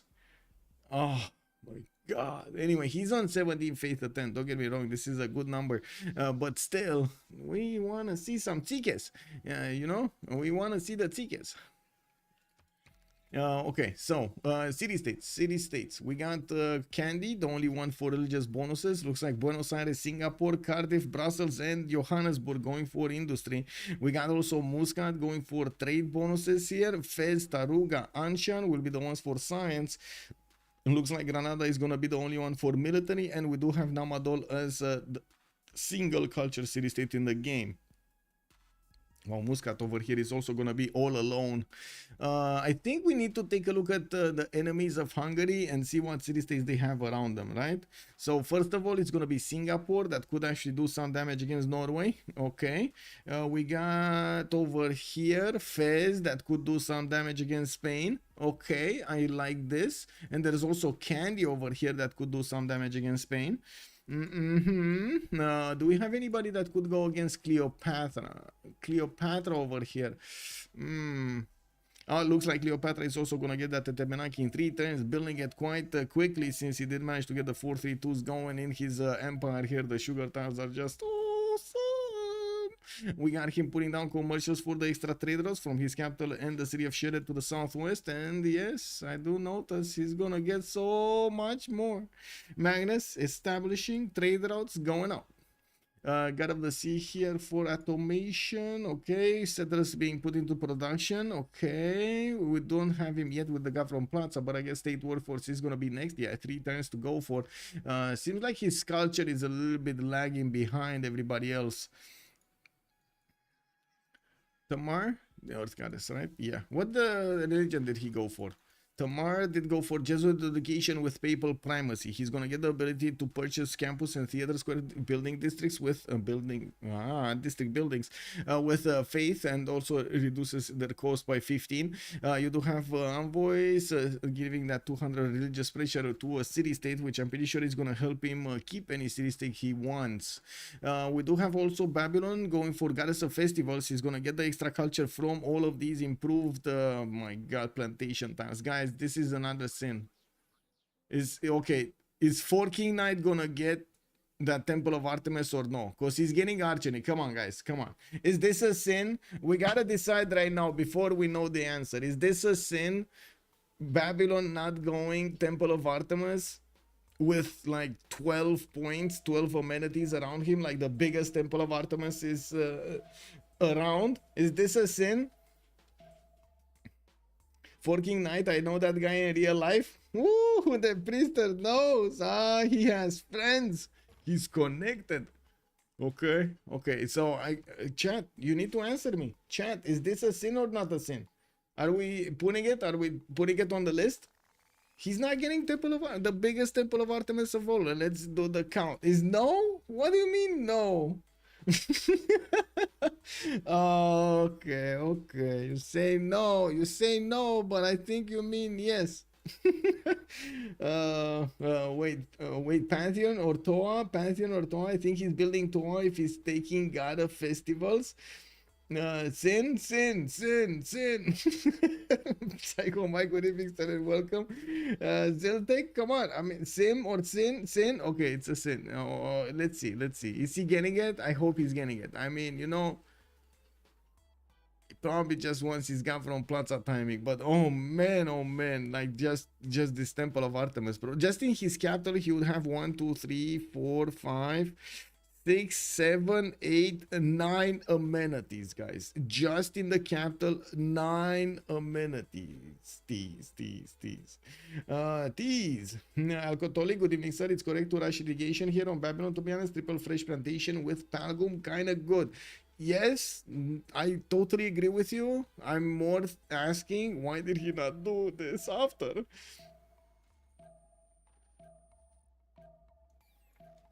What do you mean? Look. Yeah. Yeah, you get it over here on the iron tile. I think that's also the perfect tile to get it, because you get more of these to the west side to activate, and also those in the south. I mean, there's no need to rush Toa. There's no Russia, Canada, China. So he's going to get it after. Okay. So if he doesn't get Toa, do I have chat's permission to put a sin right there? Yes? Yes? Can we see some yeses? I think we can see some yeses, no? Okay, yes. So if he's not getting it in the game, we put it down as a sin. Okay. So, okay, got it. I understand this. Okay. Let's go next and see how this is gonna go. Looks like another religion has been established here in Norwegian territory. We got choral music. Shrines and temples provide culture equal to their intrinsic faith output. And then lay ministry is gonna give him the faith on the holy sites and the culture on the theater squares. Is Shaka going for it? Oh my god, can you imagine if Shaka gets it? Oh my god, he's going for it. Is this still a sin? This is a sin, right? I mean, you know, he's gonna be denied the biggest temple of Artemis, and Shaka's just gonna casually take it away from him. Opponents. Oh, let's actually see what Neolaf is gonna do here. Getting his Ikandas going. He's putting down a government plaza from his capital. He did improve his ivory tile, and he's 5 turns away from getting Temple of Artemis in the city of Nordwengu. In the case that I would say his opponent didn't even get his camp improved. Oh my god, I think we can call it a sin right here. He got his builder stolen. Norway got in with a scout, and it looks like he took his builder. And that was a beautiful 3-charge builder, groomed from an early age to be the perfect builder that Babylon ever made. And now the Norwegian cats came in and took him back home. Oh my god, he's actually gonna get out of there. Check this out. He's gonna go back into his territory and just gonna improve stuff with him. He's gonna set him, you know, on the coast over there next to the Babylonian unit. Smile and wave, boys. Smile and wave. A full charge builders lost a full charge builder. No way. Yeah, they did. They did, man. F indeed. Is this a sin? Wait, this must be a sin. Right? Losing a builder in the game, if there's a sin, this is a sin. Is chat agreeing? Or do we have yes or no's? Alex Hall, thank you so much, sir, for the $5. Much appreciated. Big fan of Civ6. Maybe a regular feature. I'm thinking to it. Yeah, I think so. Tiania, good evening, sir, and welcome. Wait, you said no? What? Maybe I should comment and say no. This is not a sin. Losing a builder or a sin. Wait, settler is a sin. Builder is okay. Okay, we got a threshold. Okay, we're getting to understand each other now, right here. Tiania also saying, good evening, sir. After Rom versus Mr. Toads, are you not gonna upload 1 versus 1 series anymore? I am looking at 1v1 series. It's more of a timing issue than anything else to actually see them like have them available for me, so they don't overlap with other games. Is you getting losing a settler is a sin. Okay, losing a settler is a sin. Okay, let's see if anybody's gonna lose a settler here. Still no Temple of Artemis from Babylon. We do have the commercial hubs coming around. Looks like Norway is gonna get also his holy sites, triple holy site opening. And I do notice Norway Seaboy is with 28 faith a turn. We got him on 8 science and 24 culture, while Moksha did get established in the city of Nidaros. We got him also getting some settlers out. He definitely wants to put more production into these, and he did manage to get his holy sites in such a position that he would get some bonuses towards some holy, I wouldn't say a lot of harbors, but some harbors. Thank you so much. Thank you so much. Much appreciated, sir, for the 3 months. Thank you. I mean, the settler is stepping into undiscovered territory while the builder is chilling at home. Yeah, true. Yeah. I mean, that builder, man, I don't know. I guess he procrastinated enough that there, he kind of needed to have a change of heart here. He needed to go somewhere else to be competitive. We do need to take a look on the others here. What do we have here? Tamar getting his CKs, finally getting his CKs, turn 32, building it in the capital city. We got another settler coming around to the northwest. And I think we did have a comment that it was prioritized here. I'm not sure if prioritizing 4th city over Artemis is worth it. If it was for 3rd city, then sure, but 4th is so big of a delay for such a good wonder. I agree. Also, BlazeCat Games, sometimes you just want to have fast holy sites. Yes, indeed, it is a sin positioning of holy sites on Norway like that. Do we have others agreeing that it is a sin to place the holy sites like this on Norway? What do we have here? It's like a +2. We got a +1 here that's giving the bonuses. Is also getting the bonuses from the government plaza and the forest, making it a +3. And we do have this +4 over here in Nidaros. Okay. I mean, those were the tiles that he didn't actually need to quit the forest for. That's why he put them there, probably. Yeah, you just want fast holy sites. Egypt with crazy production this early. I mean, we're talking already about 63 production on RemiW. Looks like he's starting to get away from the game over here. RemiW is also gonna 3-turn hanging gardens. Really, bro? 3-turn hanging gardens? Oh my god. Okay, we got him. And this is after he finished at Temenanki. So that city is gonna get 2 wonders for 1 city in the same amount of time. Beautiful. We got him also with market coming around in Sheret, and I'm pretty sure he's gonna want to finish all of his other things. First of all, Gavron Plaza, commercials, get going. I mean, he doesn't even have a stool to sit on to take history notes here. We do need to take a look how things will progress on the other side, but I do want to stop a little bit, because we got to take a look at the choices. We got Hungary here with a Penbash and Voice Gold, region 4 cities, still going for his markets and becoming more and more competitive when it comes to the merchants. The first one is Koleos, and I do notice Hungary is making 4 points, while Egypt is right next to him with 3 points. Babylon about to pick Hypatia, so not only he's gonna get a free library, he's gonna get 2 free libraries, right? Unbelievable. And more science for both of them. That's pretty cool.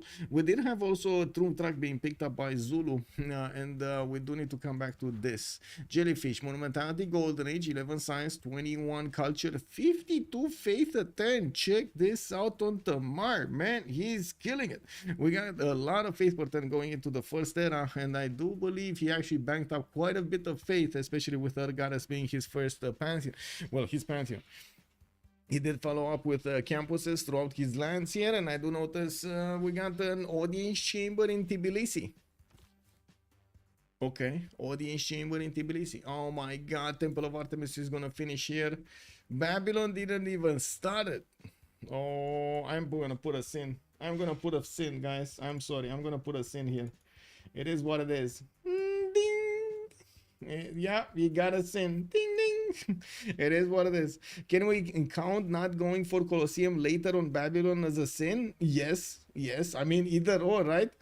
Let's see. He doesn't get the best harbors, but sure. But what he could do with his land, you can't always afford to go mining or bronze to get a good holy site. That is plus. I definitely plus to that one. Is hanging gardens worth it in this mode? It's kind of mid in vanilla, right? I wouldn't really say it's that low in vanilla, but yes, in this mode is very good because you do need the growth if you want to keep the tempo going later on in the stages. You need the 7th population, the 10th population to come out at a certain time. Otherwise, you're gonna have quite a bit of a problem discovering too many technologies in Civ6. Wait, will Babylon skip Hypatia and pass it to Georgia? Can we? Yes, okay. So Colosseum got finished over here in Neolaf's territory.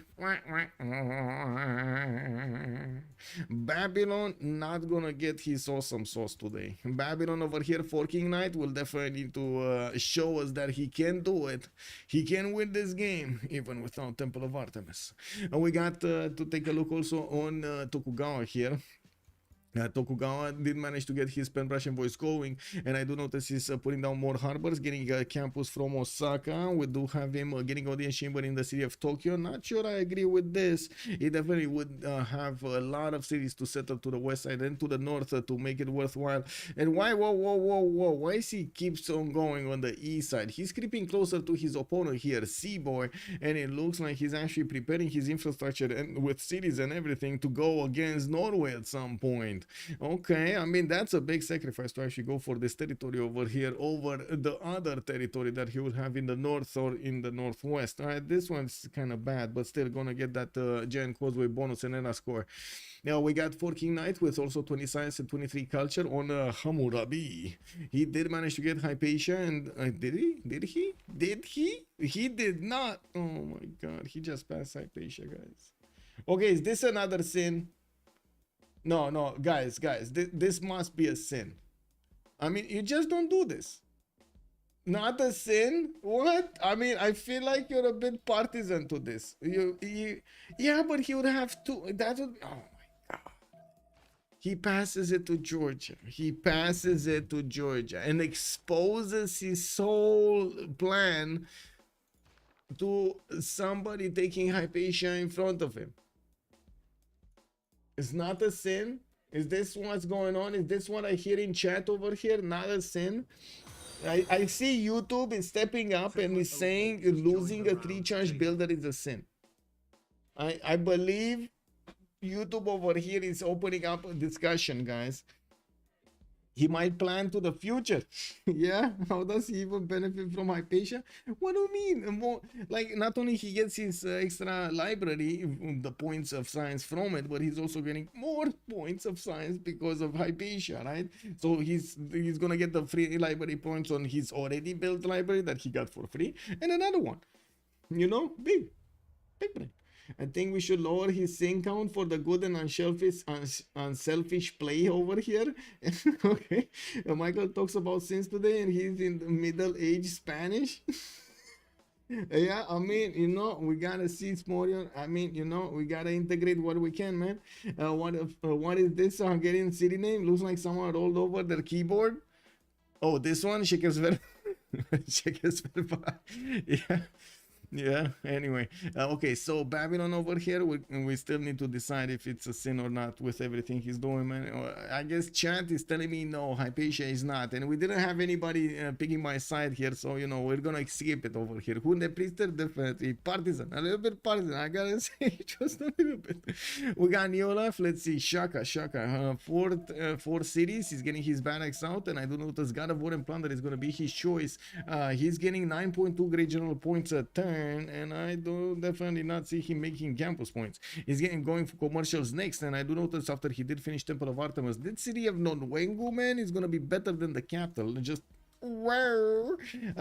What's he doing here? +3, his capital is 0. Okay, so he already has some bonuses coming out from that. Nodwengu is an 18 production city, and Ulundi is 18 production city and has more pop to use. I mean, look how much better this second city is here. Michael talking about the +1 bonus, so he'll get the +2. So what does Hypatia do except for +1 to existing? A free library. Egypt economy is definitely criminal. What's with the Egyptian economy? It's 34 gold a ton. What do you mean? It's good. No, no, it's good. 34 gold a ton. I guess you could say that he could have had more. Anyway, now let's see. Seaboy here gonna go for his monumentality golden age, 9 science and 25 culture. Seaboy is also gonna get his lighthouses going and a few more settlers. Going for Wallow's throne as specializing building of choice in his government plaza. That is quite a dedication over here to war. He does have Babylon to the east to fend off, and also Japan to the west side that you have seen him creeping closer to the northwest. We got also Tamar, but it is kind of far away, so I wouldn't really say Tamar is going to do anything here. We got some campus research projects coming up from Tamar. He wants to secure this Hypatia going forward. Now we do have to take a look also on Porch with 17 science and 12 culture. I do notice Philip II did go for whoa free inquiry golden age. Okay, is this a sin? Is this a sin, guys? Starting off free inquiry golden age with the pen brush and voice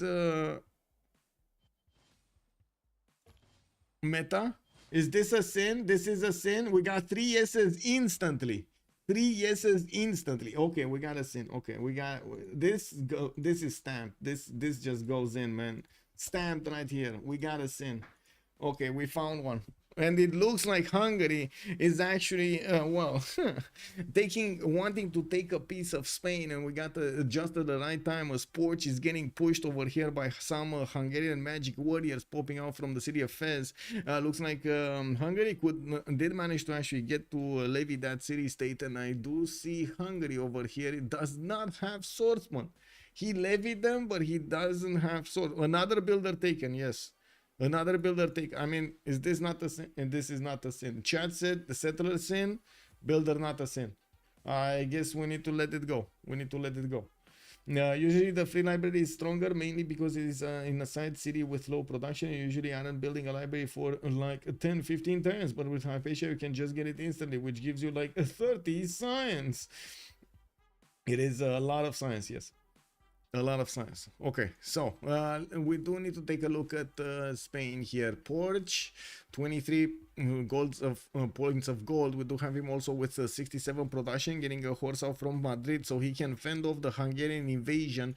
I do have to say he's going to need to get a lot more than one horse to fend off this attack. Now these warriors are going to be weak against the archers. I do see the archers are also starting to get the promotions going, and that will be quite a bit better. Hungary does have the extra movement activated on these levied units, and also more strength. It's definitely good to attack into your opponent like this. I want to say it's good to get the levy like this, but I guess he just wants to get his item working as quickly as possible to upgrade these. He's keeping the ones in Fez right now just to be upgraded, and the ones in the front line are basically sacrificed. You know, they're sacrificed to the gods of Spain here, or to the iron gods, whichever do you want to see first. We do have also Spain with 4 cities. He didn't get his 5th one out. In the north side he does have Hungary as an opponent, and as you can see, Hungary is actually using proxy wars against him, while at the moment Spain does not have an opportunity to go against him on his side. He could try to do later on an attack against Babylon to the west side, and maybe to the east. Something about Egypt here. There is a total choke that he could pass an army to get to Egypt, but I gotta say Egyptian lands to the west side are very easily to defend. If you put those units in the correct points, you should not be able to get pushed until, you know, somebody gets overwhelming technologies against you. Now we do have also to take a look at Cleopatra, Egyptian. Wait a second, that's his ally. Kick W, that's his ally. Pikachu face. Bow, bow. We got an ancestral hole coming out from Rakedet, and I do see Magnus getting out there and to help him get more production towards traders and more food. 2 of them already getting out, and yes, amphitheaters will start to give him quite a bit of culture. He's on 22 science and 23 culture, keeping up with Atomation, Tokugawa, and Hammurabi's 24-26. Atomation Jellyfish is 25-25. We do have him also with 92 production, significantly more than everybody else in the game, including Tokugawa, which is right now on 82. Whoa. And I do believe Tokugawa over here is just a few clicks away from getting full incoming spam against Norway. Why am I having this feeling that the third district from Japan, instead of going for theater squares or industrial zones, he's going to go in camels and just full on take Norway? Anyway, maybe it's just a feeling. Oh, look at this. We got an entertainment complex with an arena already out in the city of Makshvak Shapir, which for some reason does not have Governor Magnus established in there. He's going to get to build his Colosseum to the southwest of Babylon there in the third ring. And it looks like he's going to try to get that Colosseum. He did not get his best Temple of Artemis in the game, but maybe Colosseum, man. Is this going to be a -1 sin? Is this -1 sin or no? I mean, can we forgive him for not building that Temple of Artemis? I don't know, man. 71 faith per turn, Georgia 1040. Yeah, 69 right now. He went down a little bit. Am I wrong, or battery has much better position, or weakness is Hungary, but he's got very good pros to defend? I can't say that about Norway. Yeah, Norway is in a bit of a predicament over here with his cities like this. But to be honest, it's good enough distance between him and Japan, even if it's flat land. And we do have him managing to defend against the east side quite easily using the lakes and the floodplains. Now we need to keep on watching this. What's unfolding here? Because I do see Kuliasik. Wait, did he just no? His 4 turns iron working. Can he get? Yeah. So next turn he's gonna get the boost on the iron. I do see him getting more settlers and starting to expand to the southeast. Let's actually take a look at his city. So he did actually put that city pecs over here. Okay, that's probably his 4th. So we got Estergom, with a 4-1 base, 4 bonuses, 4 tiles with a bonus, 2 tiles with a bonus here. For Shekers Fervar, Burak gonna get 2 tiles. Pest is also gonna get 1 tile. Oh, this is a weakness over here. Only 1 tile. I don't know about this, man. I don't like the 1 tile pony, man. Yeah, I don't know. It is what it is. Let's actually see. Nothing here. A lot of massive settler expansion. And this is why I was very surprised when I saw Audience Chamber here. You see how many settlers he's getting?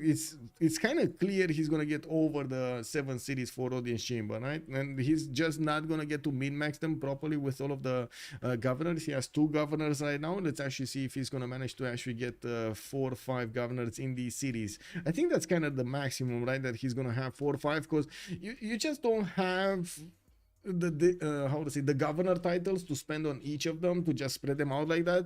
You want to get vertical integration. That's 4 upgrades. You want to get Pingala with all of the bonuses, the double people points, the +1 science and so on. You want to get Moksha with those points. Maybe you have a Liang city. You're gonna want to get Reina for the gold, and already you see there are so many governor titles that you need to spend so much with. You like the fast settlers with audience? Battle Cruiser is saying, that could be a thing. Let's actually see. I didn't count it as a sin. I'm just pointing it out, Let's actually see. We got state churches coming up from Seaboy. Okay. Another thing. Can we count it as a sin if they do not get the second golden age? I believe that's sin worthy, right? It means you're not really paying attention to what you need to be doing, right? Getting your golden ages over there, making your people happy. I think that's a sin. That's kind of a sin, right? Yeah. Are you a priest or something? What's all this talk about sins? Have you not seen cinema sins? Oh my god, man. Dark age is not a sin? No. Normal age is a sin. Dark age is not a sin. Yeah. Only not sin if dark and some mapuche. Yeah, okay. We got just to make a point over here, Cinema Sins is a series on YouTube that actually talks about movies, and there's a guy just narrating behind and saying that this is a sin or that is a sin because of what's going on in the movie, either making him be bored of it or making him actually like it more, or so on and so forth, because of what's going on over there. So I was thinking, why not try it with Civ? Biggest sinner of them all, new age surprises me 95% of the time. Kick W, man. Anyway, we got the encampment starting to come out from Kutaisi, and I do see he's gonna get the theater square here in between his government plaza and his campus. That's only a +2, unfortunately, not a +3 as we would like to. He did manage to get another settler moving towards the west side here, and I gotta say he's getting very close and personal to Zulu, but he's building that defense over here in the mountains where he kind of can control Zulu getting in there with the Kefsurs in the hills in front, in between the mountains, using the forest to hide himself, you know, just climb into the trees and throw coconuts at your opponent. And then we got some bananas. Oh my god, can you imagine how shock and awe is gonna be a tactic like this, just sitting in trees in rainforest and throwing bananas and cocos at your opponent? Oh my god, I mean, those impies are just not gonna know what hit them. We got also Liang established here in Obama. She's not getting anything, not even a single bonus. Well, anyway. Yeah, we got also Zulu managing to get his military engineer from the general. That's a big improvement. He did manage to get probably all of the generals. I do see Hungary did pick up Zankian, and we did have Georgia pick up his Hypatia. I still count it as a sin. I mean, you know, it is what it is. We got Norway here actually pushing Babylon.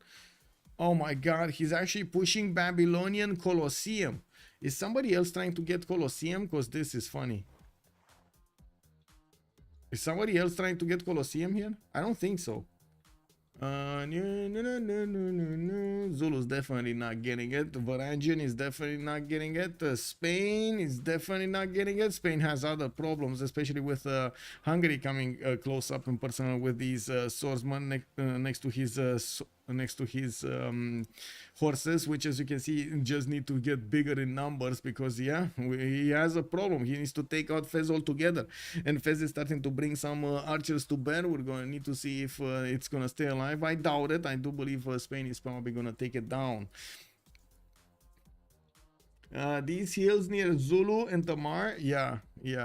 But he needs to get in here. If Zulu would have gotten this advantage over him, this would have been quite problematic for Jellyfish to defend himself in flat tiles. We do have to take a look on the other side here. Varangian, okay, getting granaries in Sarpsborg. Well, I guess he does want that housing.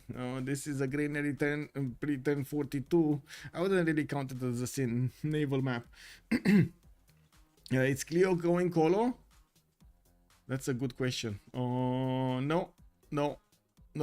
We have him putting down quite a few theater squares, but I don't see a single entertainment complex anywhere. We do have him also getting a wave of builders and new settlers from his cities. He did choose to go for Ancestral Hall, so he's building them faster. You do see 1, 2, 3, 4 of these settlers coming out. 2, 4, 6 cities already, so he's going to be on 10 afterwards. We do have +3 campus to the west side of the city of Ses, and yes, I do notice he's starting to improve more of these sugar tiles. We are starting to also get closer to the next era, but not there yet. We still need quite a few more turns, 10+ turns.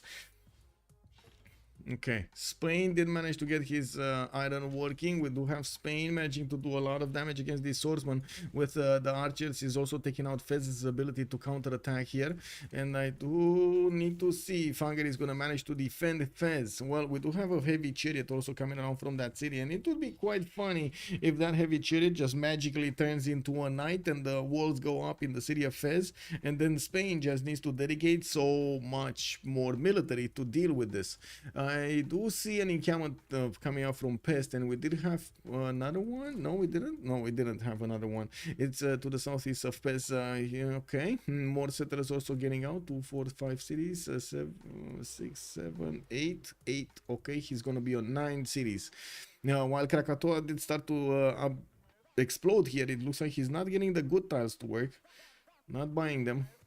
What's their economy, and why do they not buy stuff?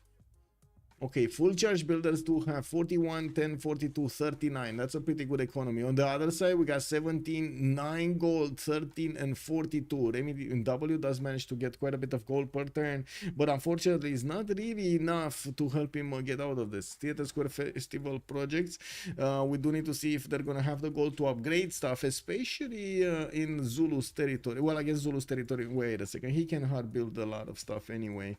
Who do we need to upgrade? Harald? Harald is probably gonna be the one that needs a lot of gold here, just you know.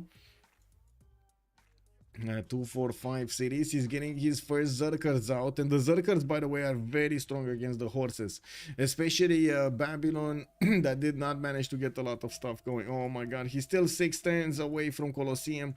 We got a Norwegian scout getting in there, and he does have the promotion of the hill terrain, but to be honest, oh my god, we got, look at this. Okay, I gotta ask, is this a sin? Babylon letting himself be pillaged like this? The lands, the sacred lands of Babylon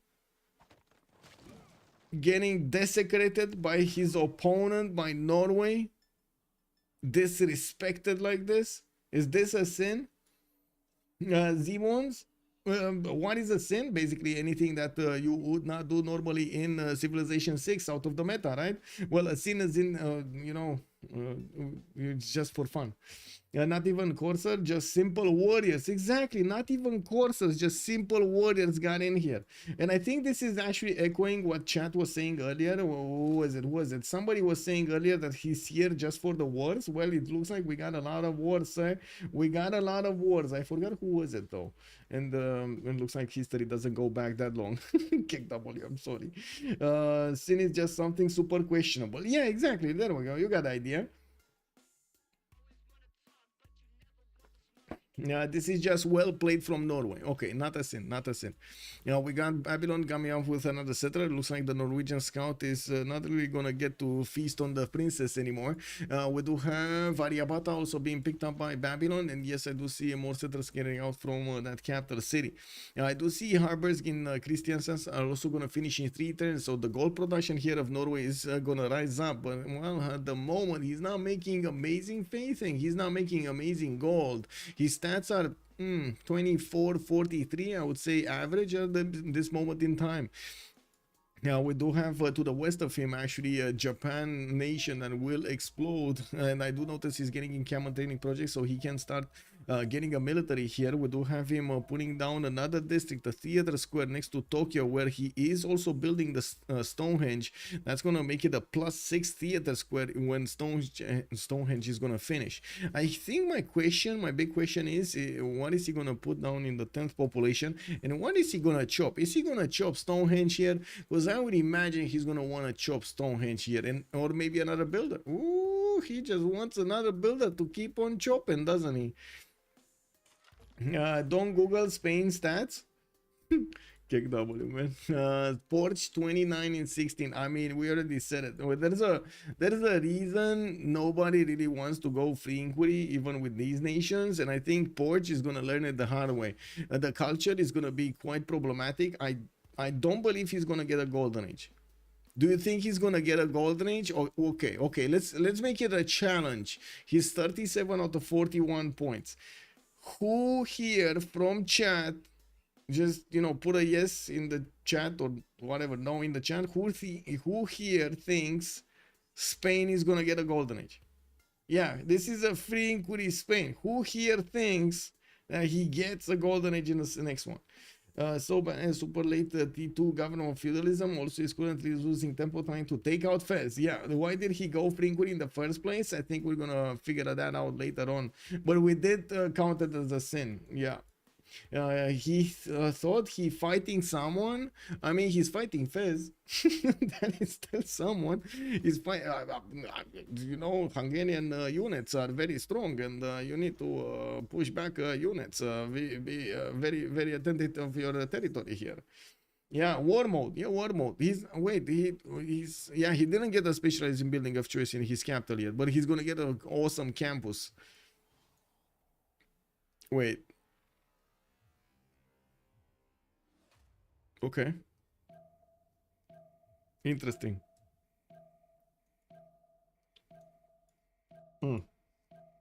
Anyway. He's just in Dark Age for a reason. He's going Dark Age. Okay. Automation fully cleans up this game. Well, let's see. Let's see him going. He did manage to chop his Stonehenge, and I do notice he did not get that second builder going. He does have a horseman moving towards the east side, where he does need to push back a Norwegian warrior from his territory. With more of these campuses coming in, Atomation is on 45 science and 60 culture. I gotta say, he's quite greedy over here with his build, relying that Norway is not actually going to send any units towards him.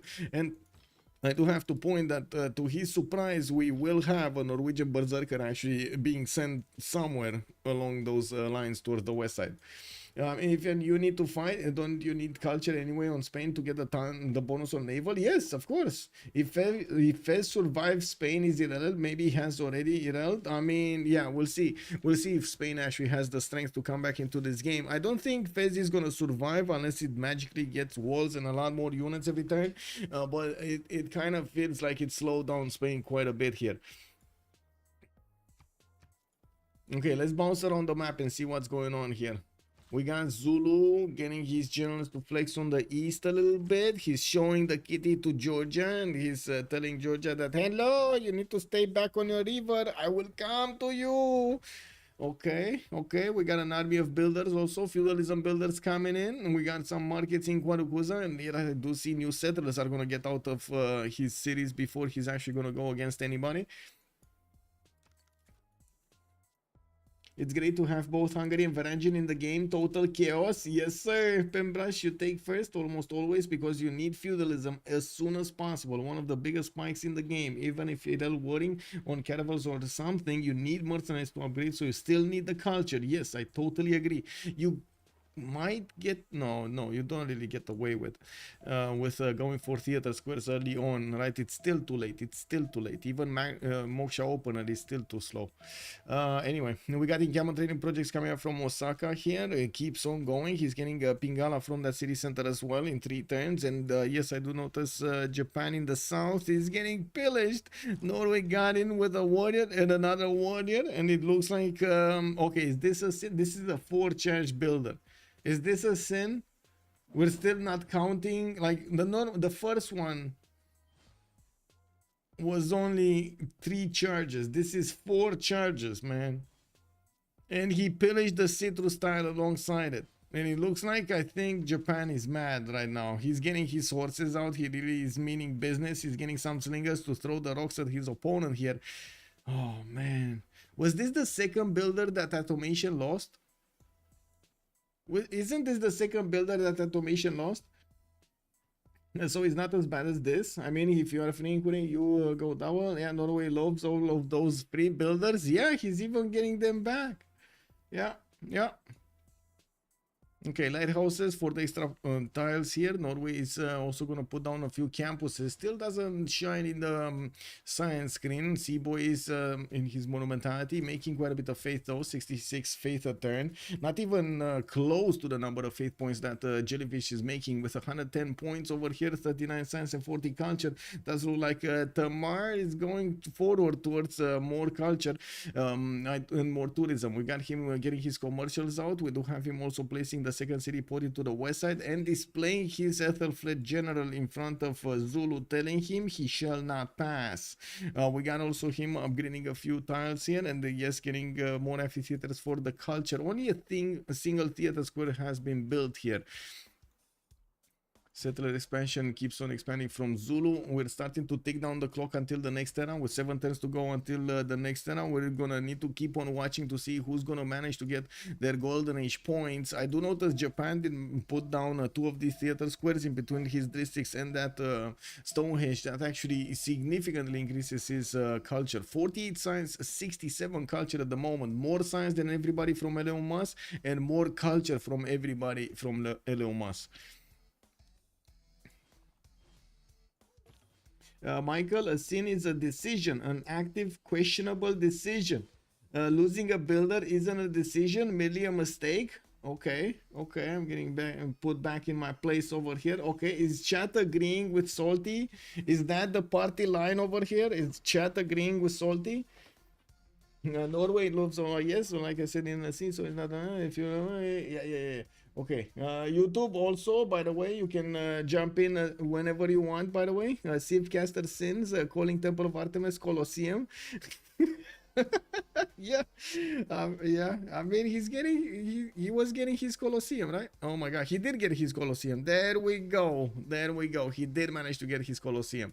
Okay, and I think the question is if we remove the sin now or we just keep it going. Egypt missing a golden age? Oh my God, is Egypt? Wait, wait, whoa, whoa, whoa, whoa, whoa.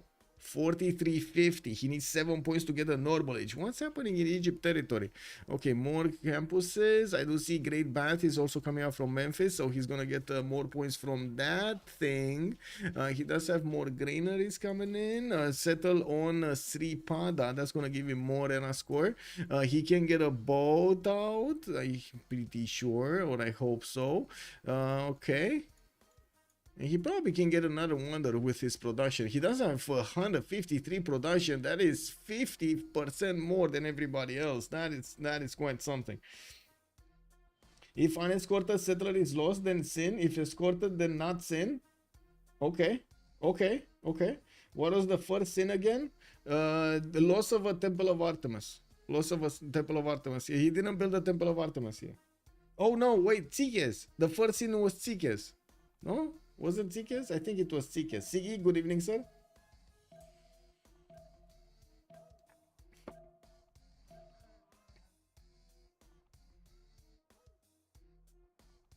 Okay.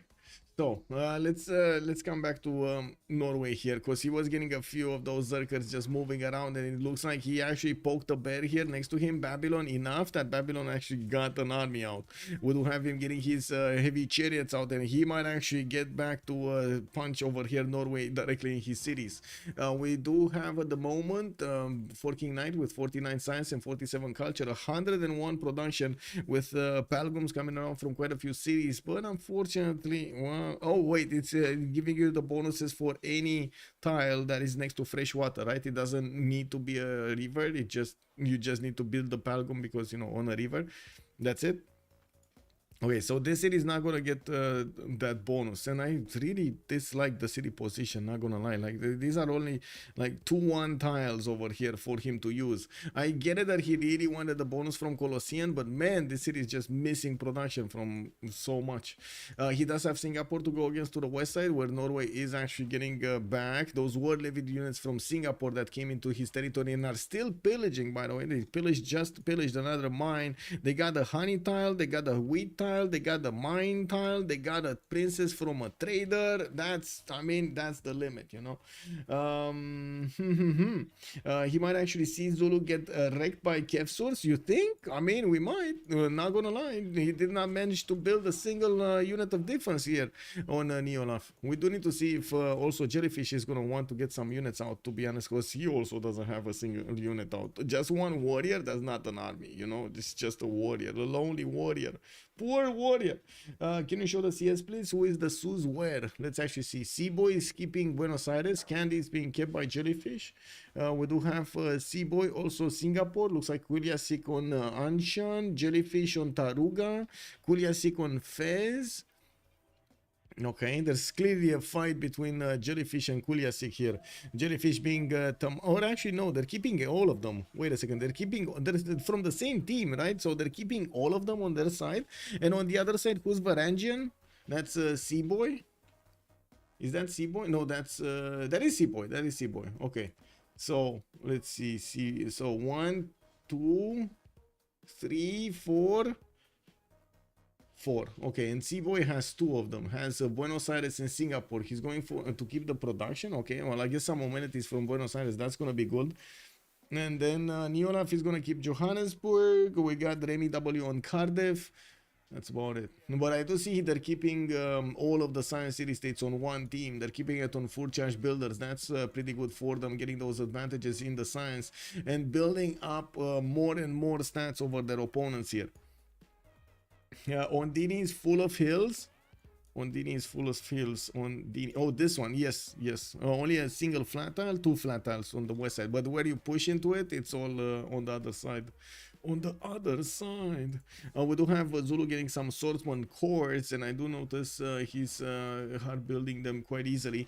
He's getting his army of builder to chop as much as possible, and he's chopping his mace tiles. We did actually point this out at the beginning. If we do see him needing to upgrade, he definitely needs to get his own gold. We might not see him making that gold he desperately needs here. He's on 27 gold at 10. RemiW is on 46. We got Xibo in 35, and then Porch is on 6. This is the surprise factor here. I did not expect such a weak result from Spanish from the Spanish economy. I was expecting a lot more gold per turn here. I understand that he needed to go against Fez, of course, but I don't know. It just feels like that free inquiry golden age has stopped him from actually getting to the shyness he needs, right? Have you seen Babylon 2 Holy Sites Earth Goddess into Preserve build in a pro game? Did I? No. Let me.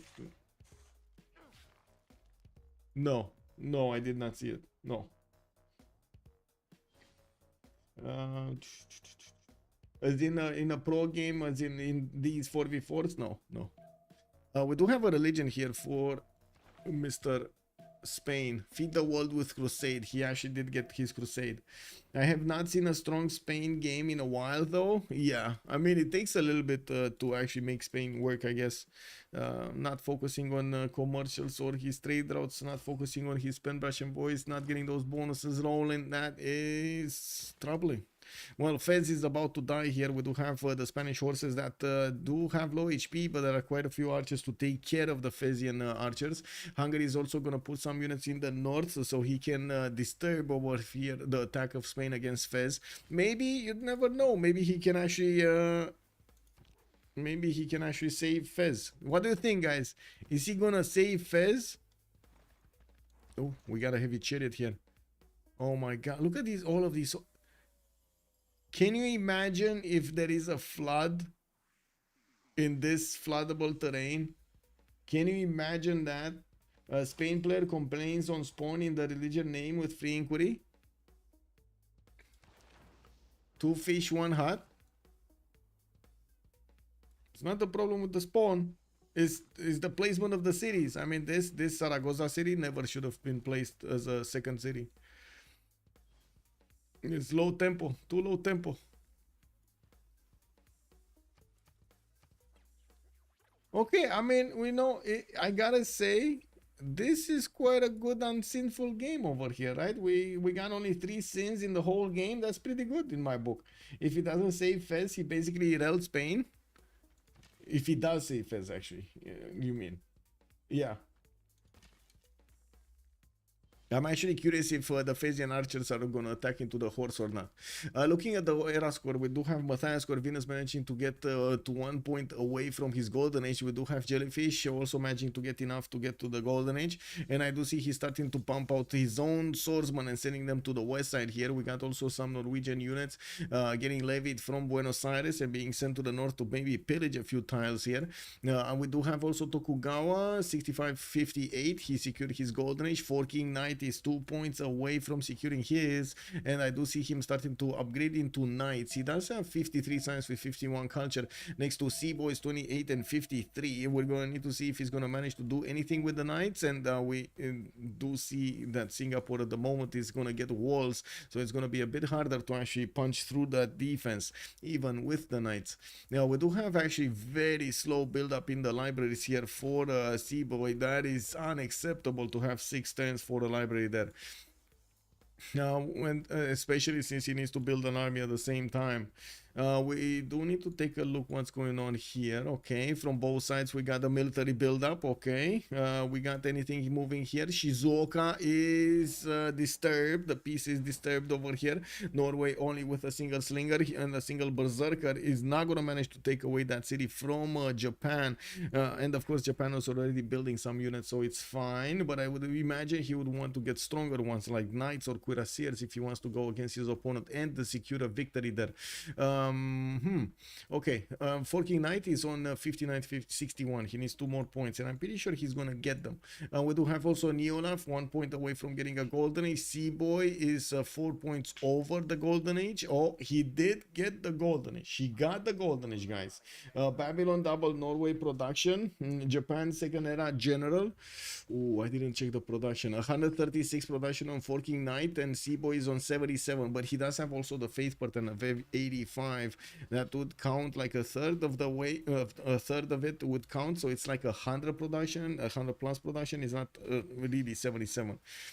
Porch 47-27 on Spain. Era score 45 out of 52 on 4 cities. Spain. He got a religion, he got boats, he got his fleet out, he's killing Fez, or trying to kill Fez. We don't know yet exactly what's gonna happen here. 2 more turns for a Golden Age. That's how much time he has to get the next 7 points. 4 turns here. Is he gonna get to chop this? This seems like it's how to say, it's a desperate move, desperate attempt to get those points. Civil service only in 2. He's not, look at him, he doesn't even have, unfortunately, enough culture to get to his monarchy before the next era. Like, civil service, man, civil service, that is slow. That is, I gotta say, slow, man, slow. Era scores 67 out of 61 for Remy. He did manage to secure his Golden Age, and he's still keeping his fourth slot in the game. 73-96, 194 production points on the biggest Egyptian Cleopatra. And I gotta say, Cleopatra over here next to Porch, it does seem like it's a very big discrepancy between the two empires. Looks like Fez is about to be taken over. We do have the heavy chariot with enough strength to get in there, and I do see Hungary moving in with the north with an archer, but the damage has been done to Porch, unfortunately. That's all you need, 2 fishing spots and 1 hut, basically. If converted, Fez does that and give era score. Converted city should, yeah, but it will be 110 too late, meaning going for iron unit in Cartagena. Oh, in this one, yeah, 110 too late, yeah. 45-52, guys. Oh wait, the commercial actually went higher. Wasn't this 4 turns earlier? How did it jump up to 5 turns? What? Well, that's unfortunate. Oh, the trade route. He didn't. Wait, did he just send the trade route externally? I guess he just. Okay. Guys, this is a sin. This is a sin. No second Golden Age. This definitely must be a sin. Okay, okay. We'll knock it down. We'll put it down next turn. We're gonna put it down next turn. Okay, we do have Singapore also getting attacked here. Babylon is starting to get the knights close up and personal with that city center, but no actual siege unit to take down the city walls. And as you can see, Norway is starting to react with more of these Zerkers coming around, and also some spearmen to protect his lands from the northeast. Yeah, we do have also Georgia starting to move a bit closer to Tokugawa, while he's starting to get the traders going, so he can actually get more science and of course benefit from the alliances. Now we do have Japan starting to finish his universities and his libraries in most of his cities, and I gotta say, man, when he's gonna click on that free inquiry base, he's gonna be based over here. He's gonna jump up considerably when it comes to the science. What's going on? This is in the chain. Coco Van Loco, good evening, sir, and welcome. I see, but you need a partner Civ. No, it doesn't look like a map where this is easily done. Wait, Coco Van Loco asking first, why did both teams pick an able Civ, though it's a land map, spamming harbors to get lots of gold? Yeah, it's the gold opener, and also usually later on in the game, the naval civilizations do tend to have more production than the land ones because they do have harbor shipyards and also industrial zones plus all of the big booms from the industrial zones. Unless you are Portugal, you still can try it via land, yes, but then you could pick a Civ that gets trading bonuses on land trade, and it's not for the trade, but it's more for the internal trade routes than the externals. Either they got banned or because they value other bonuses. Norway have raiding bonuses with the Zerkers. Yes. Okay. We got more encampments coming around. I do see harbors from Bergen, spearmen in 2 turns from Kristiansand, the ancient walls finishing up in Salzburg to defend himself from Babylon. And I think this is the time we need to knock another sin. We got Porch over here. We need to put it down, man. I'm sorry. That's the 4th sin of the day over here. 4th sin of the day. Oh, no. Oh, no. You have no right to judge them. I'm failing it for Dark Age again. No, but wait, that's not my decision. You said if it's my decision, I'm not making any decisions here. What do you mean? What is the crime? Rafifi, bonsoir monsieur. Not getting a golden age in the 2nd era. Going normal age in the 2nd era. Not even a dark age. Chat said going dark age is not a sin, but going normal age is a sin. So I put it down, you know. I needed to. We needed to.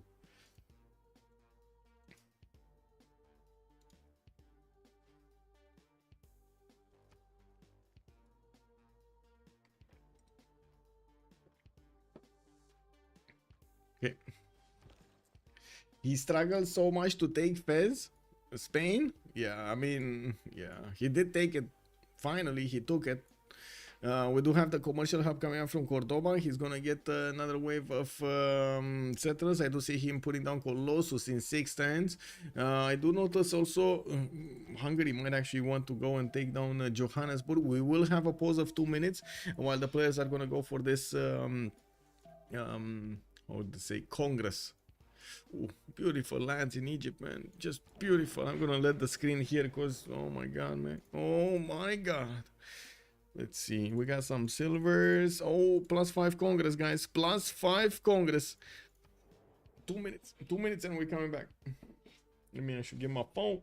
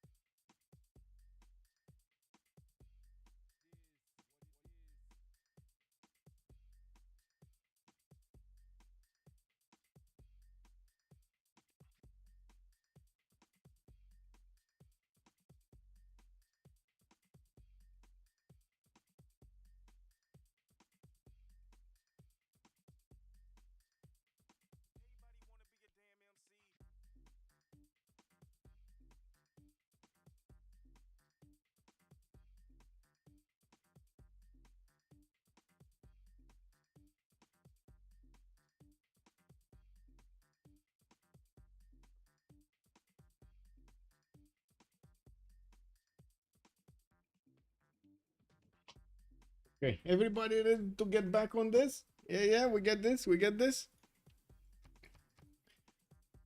Wait, we did get the who will win promotion, but did we get the one on YouTube? We did not get the one on YouTube. Let me ask you, when can they be stronger than the Zergers?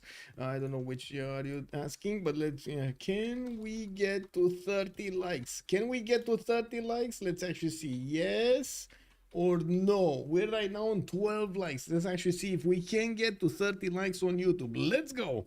Early war derails your save. That is true. When they can be stronger than the Zergers. Also, how did Egypt get such an insane production? Is it the Pantheon? It's a combination between the Pantheon and also Liang and also Temenanki over here with a lot of floodplains. He's putting down his industrial zone from Rakedet. I do see he also is trying to min-max the position of this industrial zone, so he gets the maximum amount of bonuses plus +6 over here, while he has the other one from Memphis a +4. Now we do see some more commercial hubs coming in and for those extra trade routes, and yes, more of these aqueducts are being placed. So again, he does manage to get the more production adjacency towards his industrial zones. And we do need to take a look what's gonna happen, first of all in the wards, and second of all, come on, I know you want to take a look at the Congress.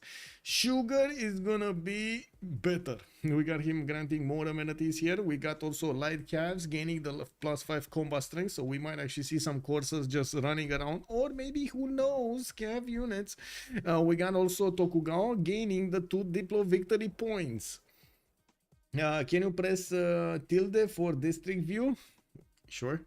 There's no tilde for district view here. There's no, if you're talking about this very bad strategic view, no, I don't have a tilde for. Oh, boom, it worked. Kick. No, it didn't. I don't know what that. Okay, you don't see anything, right? This is something else. This is the something else. Anyway. Unless you are a Civ with early mid-game bonus to spam units like Macedon or Mongolia.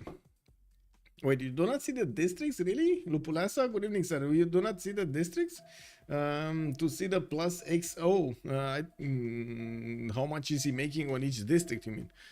Which, so first of all, it's this one, but I don't know which one gives you the other one. This is the faith one. And these are the districts. This is actually 0 on my screen. Whoa. Whoa! What happened there? I can actually do that? I can control... Guys, I can control nature. I can make it night. Or I can make it day. Ah, that's one button. You shouldn't have mentioned YouTube on Twitch. Now I'm going to haunt you on both platforms in less sense. Good evening, ma'am, and welcome. What do you mean? You're most than welcome here. Japan did the holy site with his Stonehenge, or will you have you'll have to add a point to the sin count? Rafif is making a good point over here. Let's see if he did. I don't think he did. I think he only has his religion in one city and that's it. I didn't see his religion though. He went for Zen meditation and defended the faith, and I'm pretty sure it's more for the points and adjacency towards his theater squares than for something else.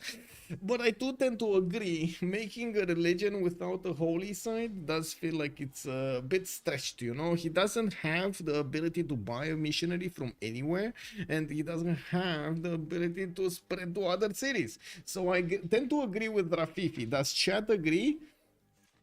I pressed 9 earlier, and this was 9. This is 9. Does chat agree? Do we have 3 yeses over here to get the sin going? Japan did a holy site with no, especially if he goes diplomacy, he needs one. So I think we got 2 yeses right now. Do we have another 2 yeses or no? What's going on, chat? Oh wait, YouTube is starting to come alive here. Yes, Caroline, yes, I know.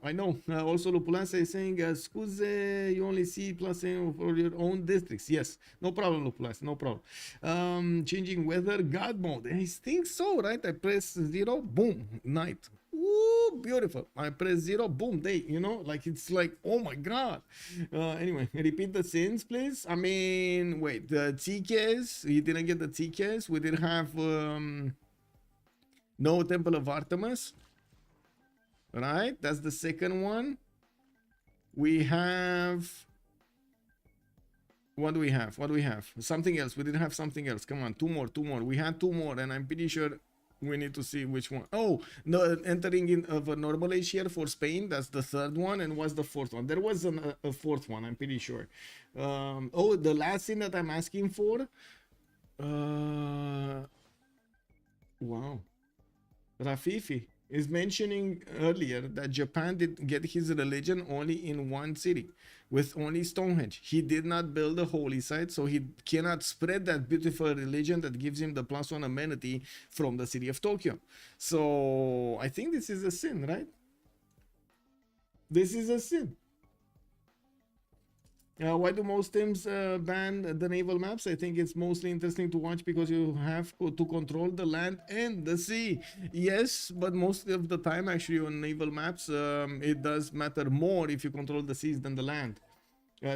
Stonehenge is just for era score, not a sin. Okay, not a sin. Okay. Looks like we can't get a consensus going, Rafifi. I'm sorry. Not a sin.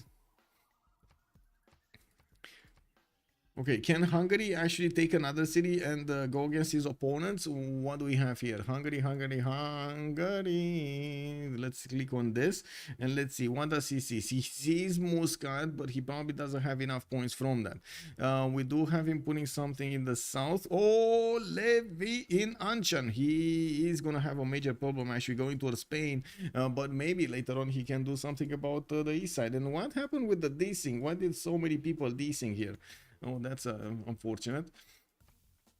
In the Congress with the light caps coming around to get the extra +5, you can imagine the players might actually have an incentive to go for those light caps, horses, cav units later on in the game. I wouldn't be surprised if we're going to start to see Japan starting to do it. In the Golden Age points, we did have Matthias Corvinus getting a free inquiry Golden Age on his empire, and you can see he's getting a lot more science with many more campuses and universities and the libraries being built into them. We do have markets for more traders, and he's getting the food going from his farms. We do have him settling more cities to the southeast, as far away as the south of Johannesburg. We got to see the Hungarian troops just getting the lands here. 131.28 culture is a lot of science, very little culture. 152 production also. Looks like a relobby. This thing caused me to lose boost that I had from scientist. Oh, KW. Anyway, now we do have Tamar, 90 science and 100 culture. Did go for a pen brush and voice golden age this time around, not a monumentality.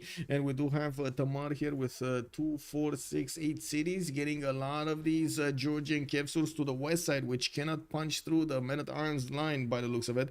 Even with the oligarchy legacy and the bonuses he's getting from a general, these Zulu men-at-arm cores are stronger. What I guess we do need to see if Georgia is just gonna have the unit count. He also needs to put this army of Kefsus actually in the hills so they can actually, you know, properly do the damage there. What?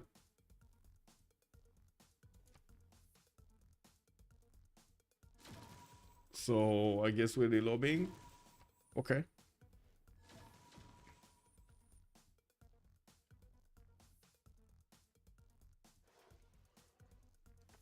Now, what is the religion of Japan not spreading? +1, it was crusade, and +1 amenity, Zen meditation. Moksha would definitely help. Yes, Moksha would definitely help. He's 147. He can sin all he wants. XDKHN, good evening, sir. Yeah, you make a good point. Yeah, there must be a threshold, right? When you have more than you need, so you can just sin around. It is what it is.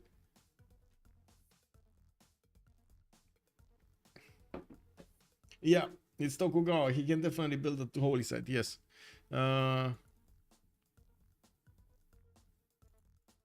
Do we have another lobby or what's going on? Where's the lobby at? Where's the lobby at? Where's the lobby at?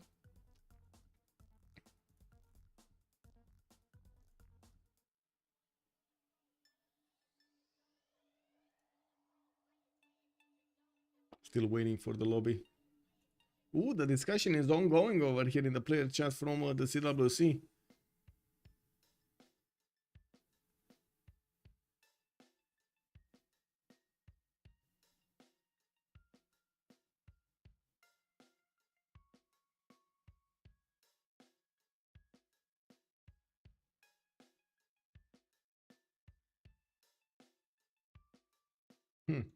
Okay.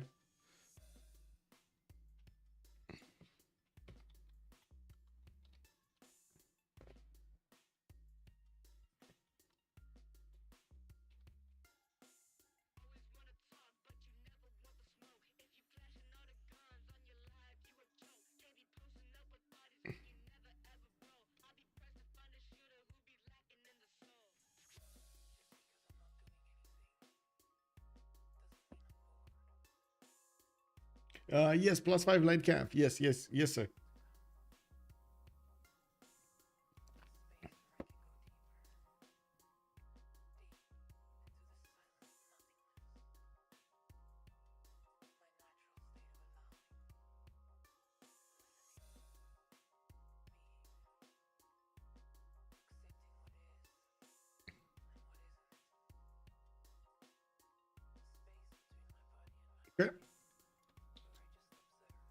We got the link. We got the link. Yep. We're getting it. Yeah, it could be very good for Hungary if if he's getting those black armies out. Yep.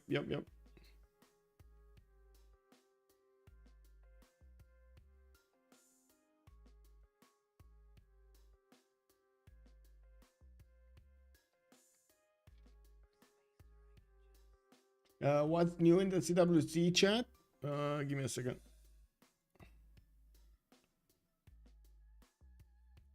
Okay, there we go. So we do have Pygmy saying, well, can I say it was almost perfect, but it's definitely a good one. Two luxuries that gave culture, a lot of plantations plus respective pantheon, a lot of duplicates on both Persias. Also relatively good position so that no one can attack France early on. As for execution, I won't say we did everything perfectly, especially from my side, but it did go exactly as we planned in our tests. Okay, and with actual food checks, countering with culture seems to be not viable. Okay, so there we go. Let's see. So counterplay has to start in the drafting phase to set up denial of reliquaries and have a couple of saves at least that are great early rushers. Then it's down to map generation. So if Magnificent available, first pick Poland is the key. Big brain. Better has fixed Poland, I guess. Oh wait, okay, Magnificent is fine, guy. That's why is nobody taking into account Babylon? Sorry, not Babylon. Congo here. He has relics. He has 2 or 3 relics. He just needs to get the governments. I mean, sure, it's going to be definitely later than what Poland is going to do, but it is a second choice. Doesn't he still get it? I'm pretty sure he still gets the free relics.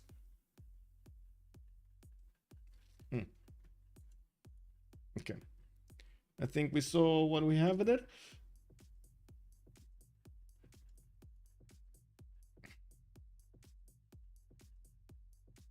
Do we have? I'm still watching the 0MS, by the way. I don't want to miss this. And I think, yes, Athena? Yeah. What's going on? No, we're not allowed outside. No, we're not allowed outside. No. Are you okay? What did Ares want? Or what do you want with Ares? Come on. Leave him be.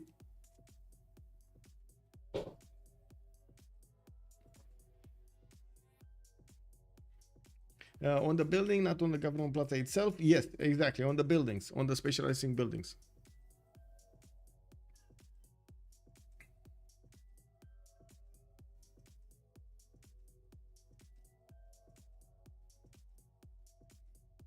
Okay, I'm not sure what's going on. Maybe they're taking their time to fix an issue that we are not aware of or something. Ooh. Actually, 2 players disconnected. Okay, they're reconnecting. There we go.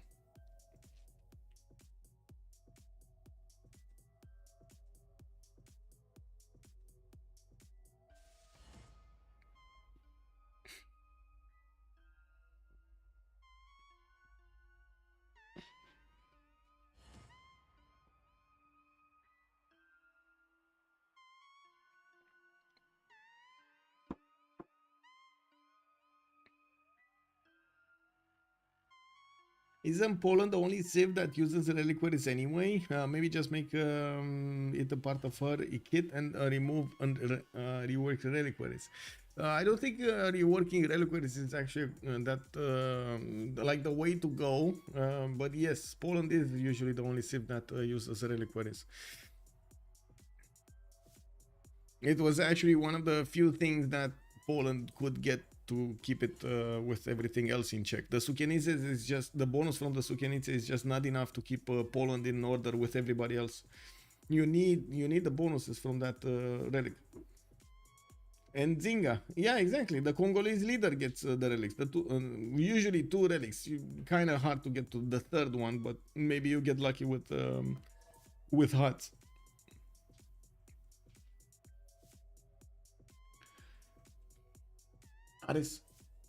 Ares, vrea afară? No? Yeah. The male cat, you know, is just standing at the window, just watching on the horizon what's going on, just seeing from afar, from the tower, what's going on over there in the courtyard, in the streets, and so on.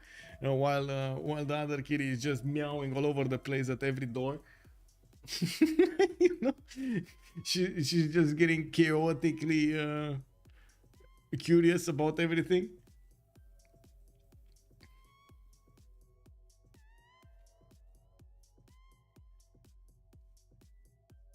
Okay, loading. You have built great cities of stone and seen early empires rise and fall. Soon you will stand under the towering pinnacles of castles alongside your gallant knights. Oh, double load. Yep. I'm gonna need to rejoin. You have built great cities. Wow. What? What? Lol.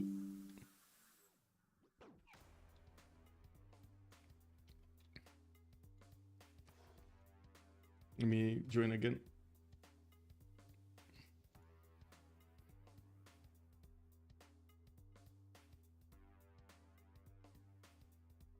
It was a really double load actually. This was an error I haven't seen before. Wait. Actually, let me back out and rejoin again. See if there was any 0ms, you know, just for good sakes. Good procedure sakes. If you deny triple tourism from Relic, it will destroy the strat and won't affect Poland. Yeah. Isn't Poland though? No, it will affect Poland. What do you mean? It needs, well, not triple tourism actually. The triple tourism he doesn't care. The faith he cares. Maybe just make it a part of her kid. Okay, Zinga. I guess a battle cruiser has a point over here. If you just take out the tourism, that does do the trick on the relic, but not everything else. Like the projects are quite OP. If like a major issue over there would be that you get so many amenities on maps like Rich Island that you can actually gather them for your teammate that is going for Magnificence that is going for that strategy. We had a few people try it out, and I'm pretty sure that there are more that are trying it out right now.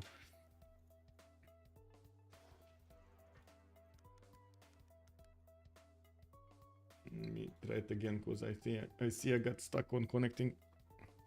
Wow, now it's retrieving host information.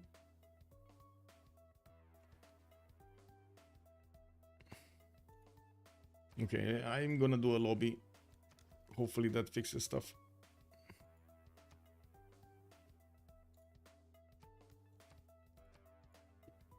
Okay. Now click. Whoa, wait, what?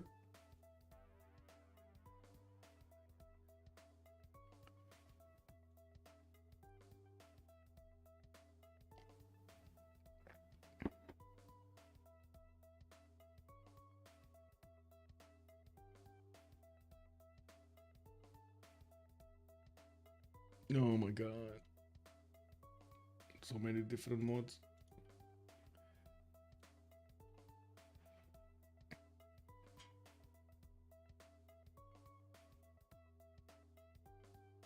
Okay. Getting back.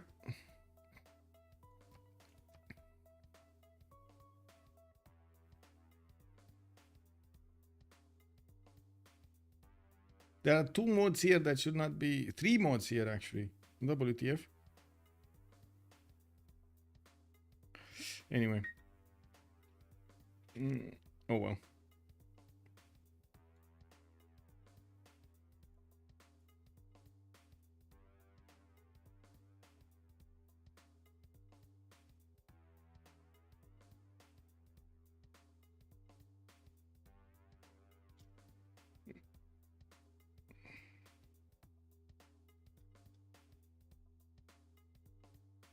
Yeah, we're playing Lobby Simulator. Yep.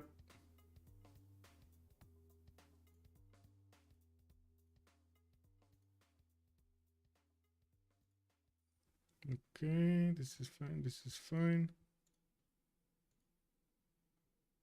So not everybody has this bad mode, extra mode notification clear. Okay.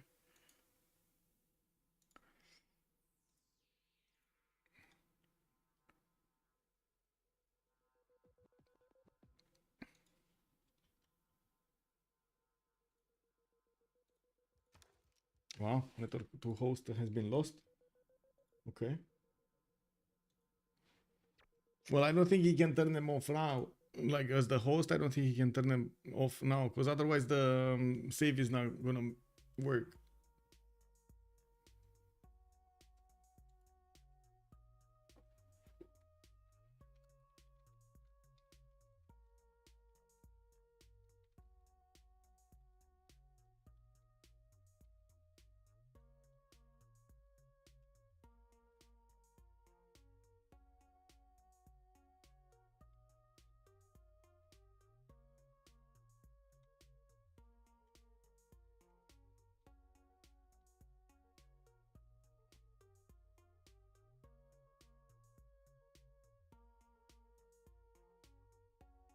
There's a discussion going on right now for the mods, because you know the mods, there were some extra mods over there. I only saw notification clear when I thought it's just the UI, but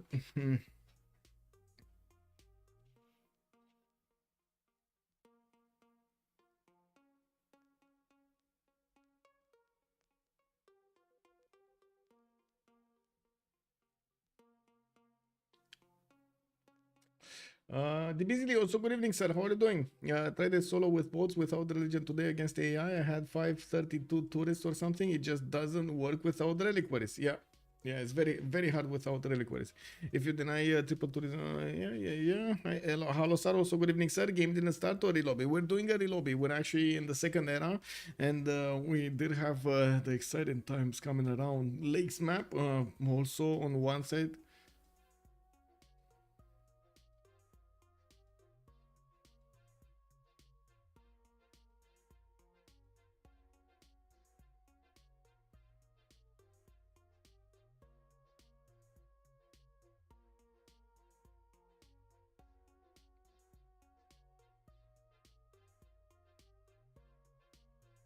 Well, I guess this is a learning session over here that they should not play with extra mods, because they might cause issues.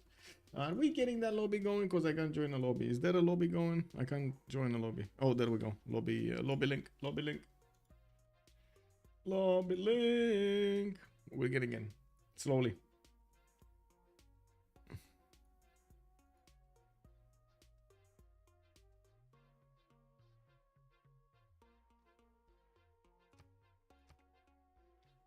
Okay. So just the notification clear is there.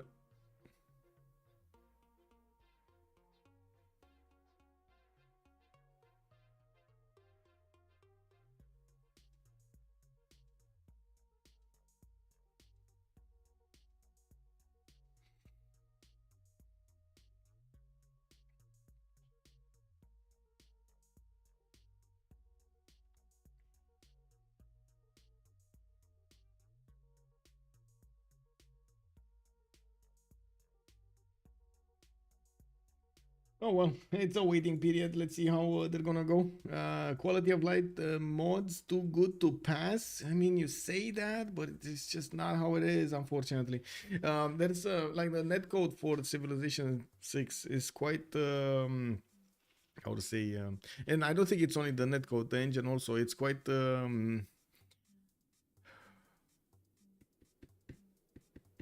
do I call it? It's easily triggered, unfortunately. Like it's easy to break it, and it's not flexible enough for a lot of mods to be played at the same time, and so on and so forth. And unfortunately, we have noticed whenever you're gonna increase the number of mods, unfortunately you do increase the chances of them not being the same version, because of other things in this environment, like Steam Workshop, for example. On some people it auto downloads them, it doesn't auto download them properly, and it might conflict with the other mods in the game, causing these things and so on. And it takes us quite a bit of time to actually flush these out. The more mods you add, the more chances that this stuff happens. And to be honest, I keep frowning at having 2 extra mods in for the CPL Premier League, the report screens. I understand why they're there, and I understand a lot of games are being played, but at the same time, to me, it feels like most of the games are much more stable without them. I see most of the games stable without them. Now we do need to see how everybody's gonna get back into the lobby and when we're gonna go into the game over here. Let's see when we're gonna get this going.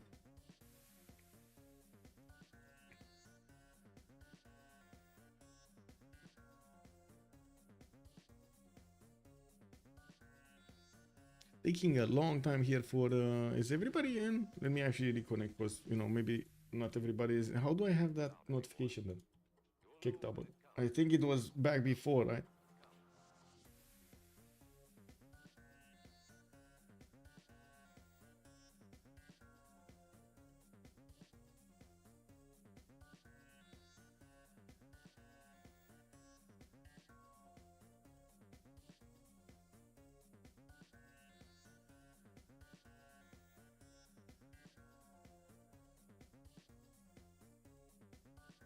Okay, they're restarting, getting back. They're doing stuff over there to unsub from the mods and do stuff there.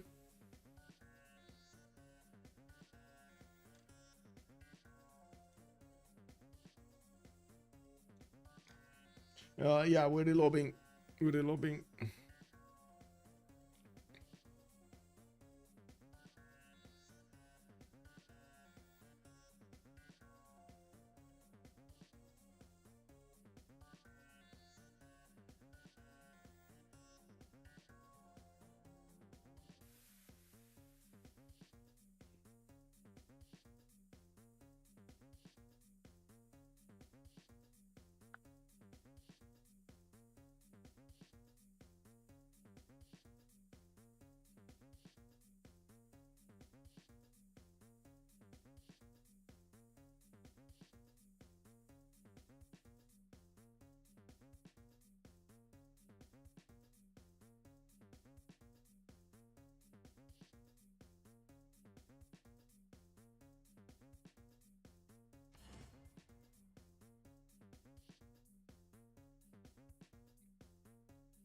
Okay, Jellyfish joining. He's the last one to join. We did have everybody joining. Okay.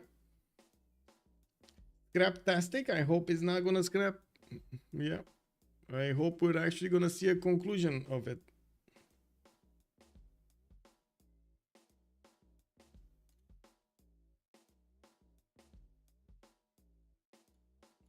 Hey, we're also coming close to the 30 likes on YouTube. I see we're at 25. We got only 5 to go and we're gonna get there.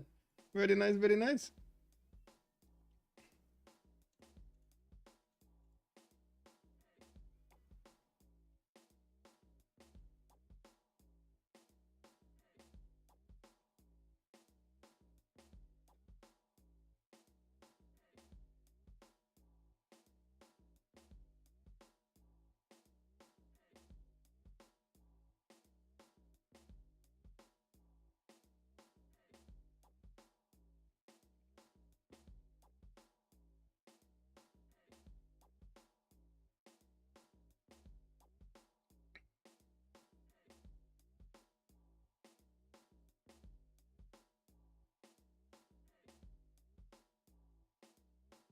Oh, let me check this because the cat is starting to climb the door.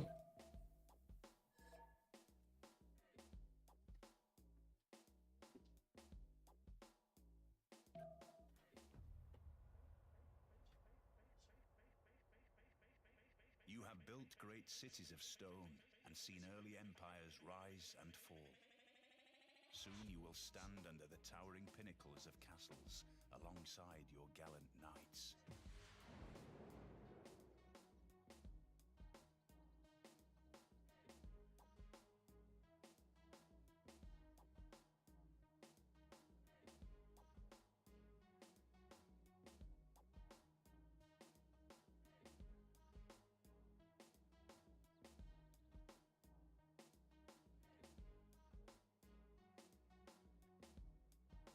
Okay, we're back. Let's see.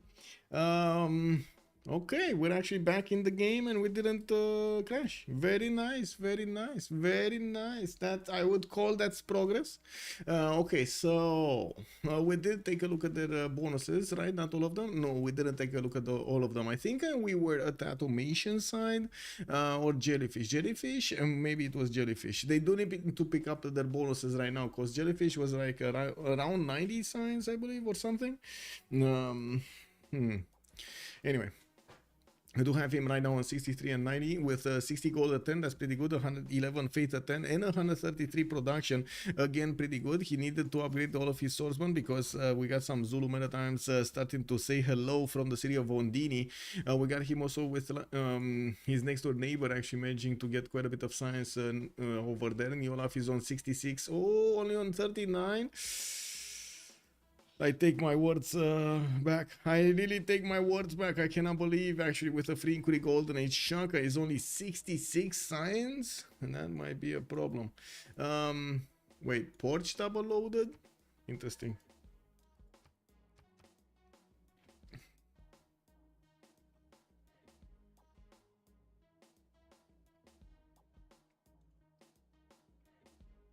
Is this an American lobby? Where do we have Remy from? Oh, this is European. Okay, and where is Porch from? Porch is from America or somewhere far, like either America or Far East.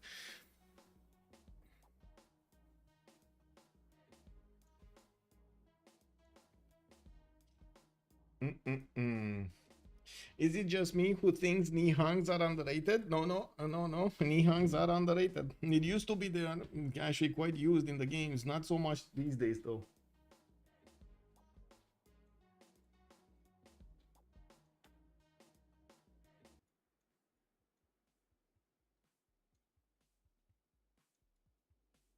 For the ministry coming out also from Hungary finally, and we still don't see him actually managing to move those units from the south.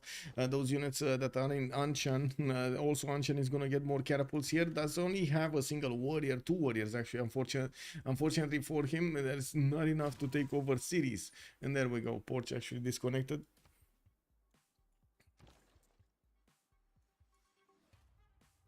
We're gonna see him reconnect over here. And this is what happens when you have different modes. Causes these things, and then it's a hell to pay to get back into the game. And I get it. A lot of players are saying, oh, but it's not this mode because I played with it like 2 other times and it works. You might get lucky those other two other times because I'm pretty sure you're just like, you know, your luck is gonna run out and you're still gonna have these problems at some point. Lower the mods, lower the problems. Monica, yeah. I recently had a game where I pumped out 120 plus strength Nihang armies for almost free. Easy Aztec win. Very nice, sir. Very nice.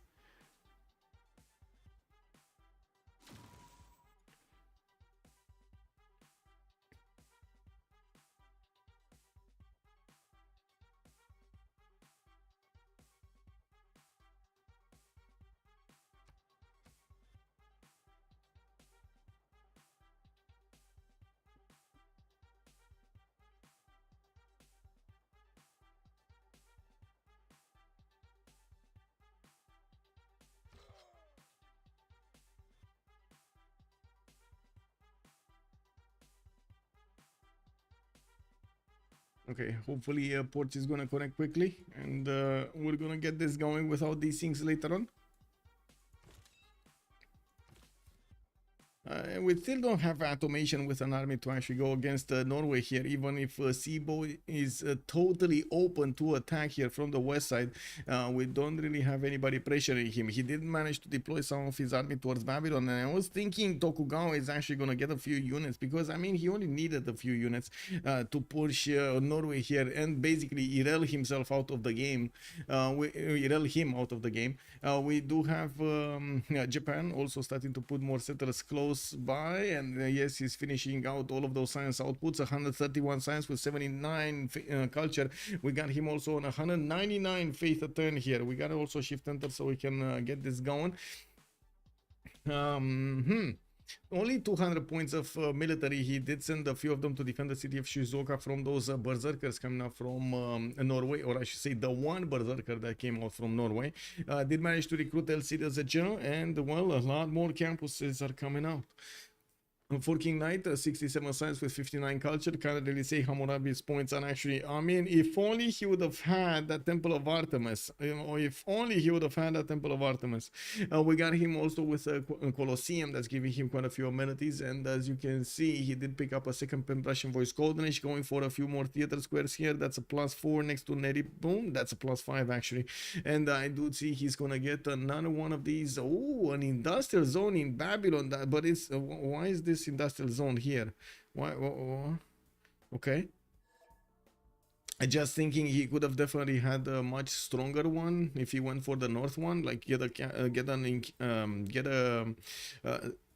aqueduct over here in the mountain and then put it over here on the 2-2. That would be stronger. But anyway.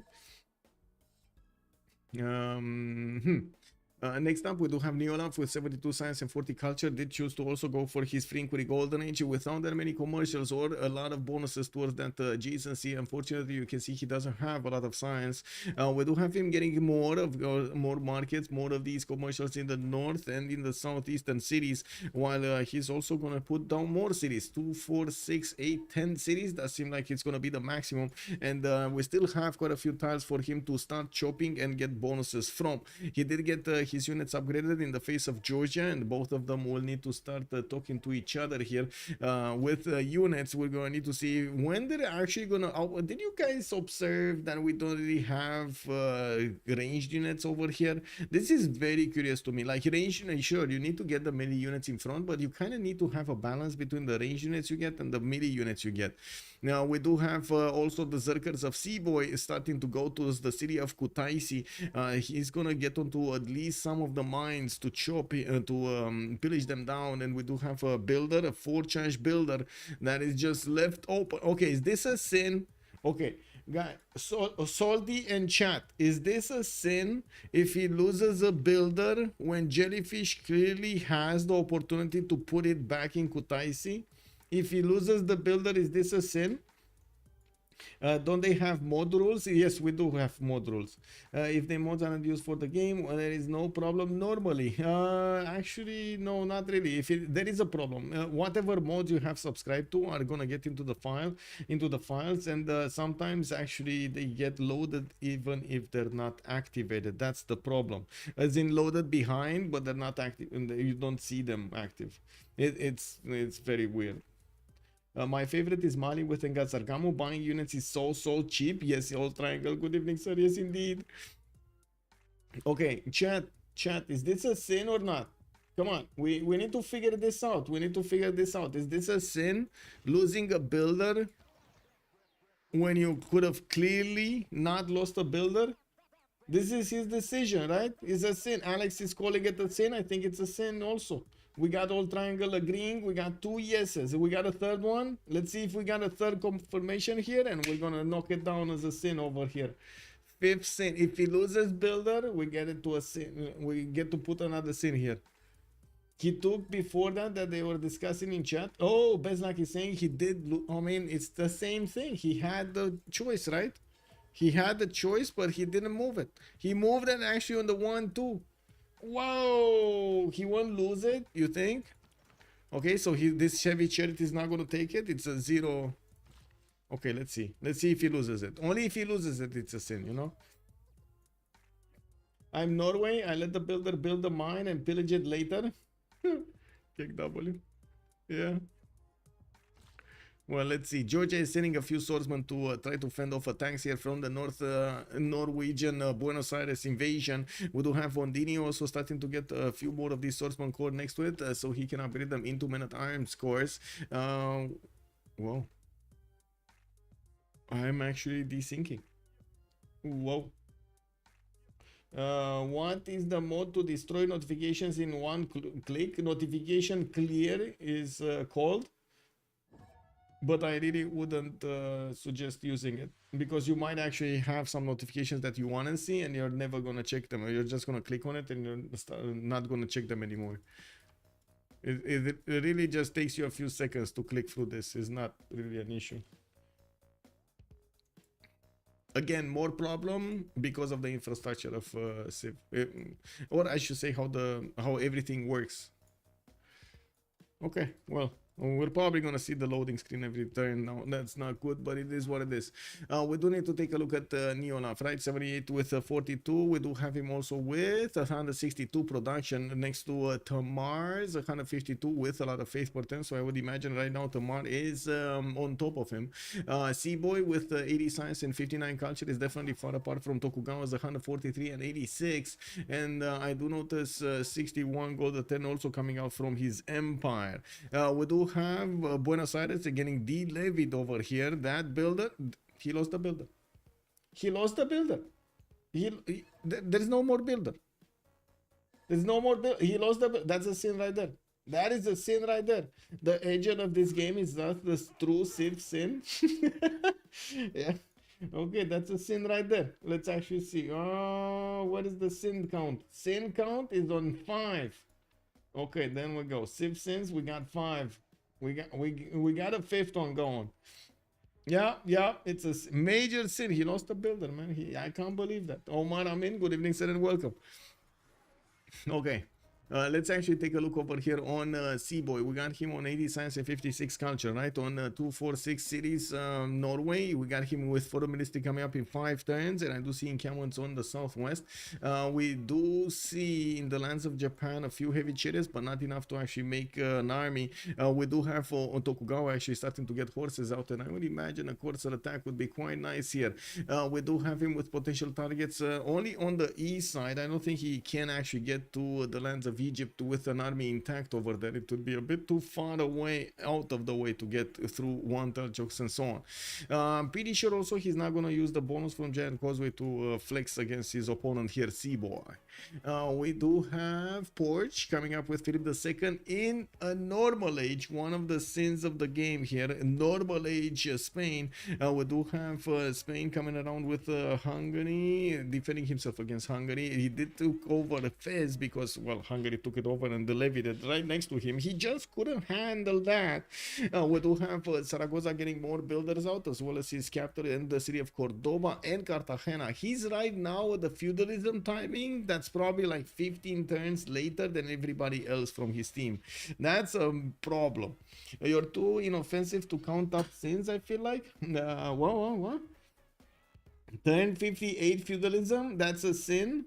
I think that's a sin. Like, wait, Machiavelli, you're saying I'm not counting too many sins? I need to count more sins? I mean, we need to, get the ones that are actually sins. We need to try to get the good filter going, right? Now, what happened to Spain?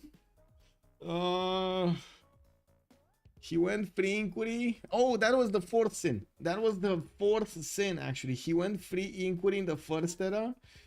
And then he got attacked by the city of Fez. Hungary units just got levied from there. And then he needed to build an army. And it was like, was downward spiral of sins happening in Spain. Yeah. So right now, for example, chat is calling out that he should receive a sin because he's getting feudalism at this turn. He just got feudalism. Wow. Da, Ares. Ce?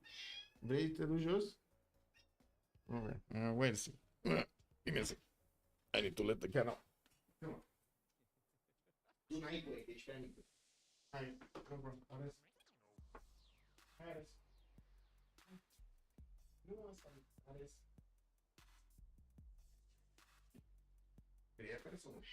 Păi, stai. Come on.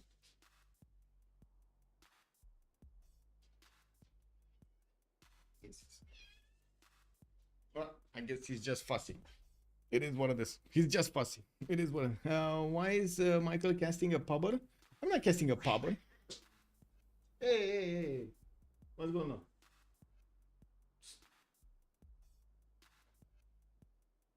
Okay. This is just playing. With all of these scenes, I hope you don't watch one of my games, Heineken. Why does Spain have two +4 campuses unused west of Cordoba? That's a very good question, sir. I have no idea. Yeah, like no idea. I guess he did get this +4, which is kind of cool. Like you turn it into a +8. This is also a +4 turned it into a +8. You know, but yeah, I agree that he could have had bigger. He could have had bigger, stronger, faster. Let's actually take a look at the next ones, right? We took a look at Philip II, RemiW, with 133 science and 111 culture. He's still keeping up the advantage of having the biggest production generation in the game. 253 points over here on Egypt. He's also managing to get Abu al-Qasim al-Sahrafi. We call him the healing scientist. We got also 2, 4, 6, 8, 10, 11 cities out from Egypt. While I do see the army of builders is allowing him to upgrade all of them, he's getting the production capabilities up. Industrial zones, I would imagine we're gonna see industrialization not far from now, and in the meantime he's gonna need to get some form of a defense going. I mean, he has Zulu to the northeast. No defense needed. No defense needed. I'm pretty sure Spain is keeping away his opponents from him. And of course, Japan over here is a bit too far away to actually affect that. But they can affect Norway. And I'm pretty sure Seaboy here is going to be under pressure coming up from Japan. We do have more of these Japanese forces coming around from his cities. But again, he's switching off. It looks like Atomation is wanting to mix his card for getting amenities from units inside of the city center soon, and he wants to get these out, and then maybe later on try to mix that with an attack with calves against his opponent, so he's getting like the best out of both universes. But I believe he's looking at this a bit too long term. I believe the timing to attack is coming out soon, not later. As you can see, the lands of Norway are just like spread wide open for him to just come and take them. I don't think he can get more open than this. And I guess the next level would be just to put a sign in front of his cities, take me. You know what I mean? Yeah, this feels like a normal game for me. Yeah, normal game. In what Civ, you lose 1 amenity red card. In what Civic you lose 1 amenity red card? What? I don't know actually. Like the one that takes away the amenity red card, I don't know, but it's kind of late actually. I don't think he got that.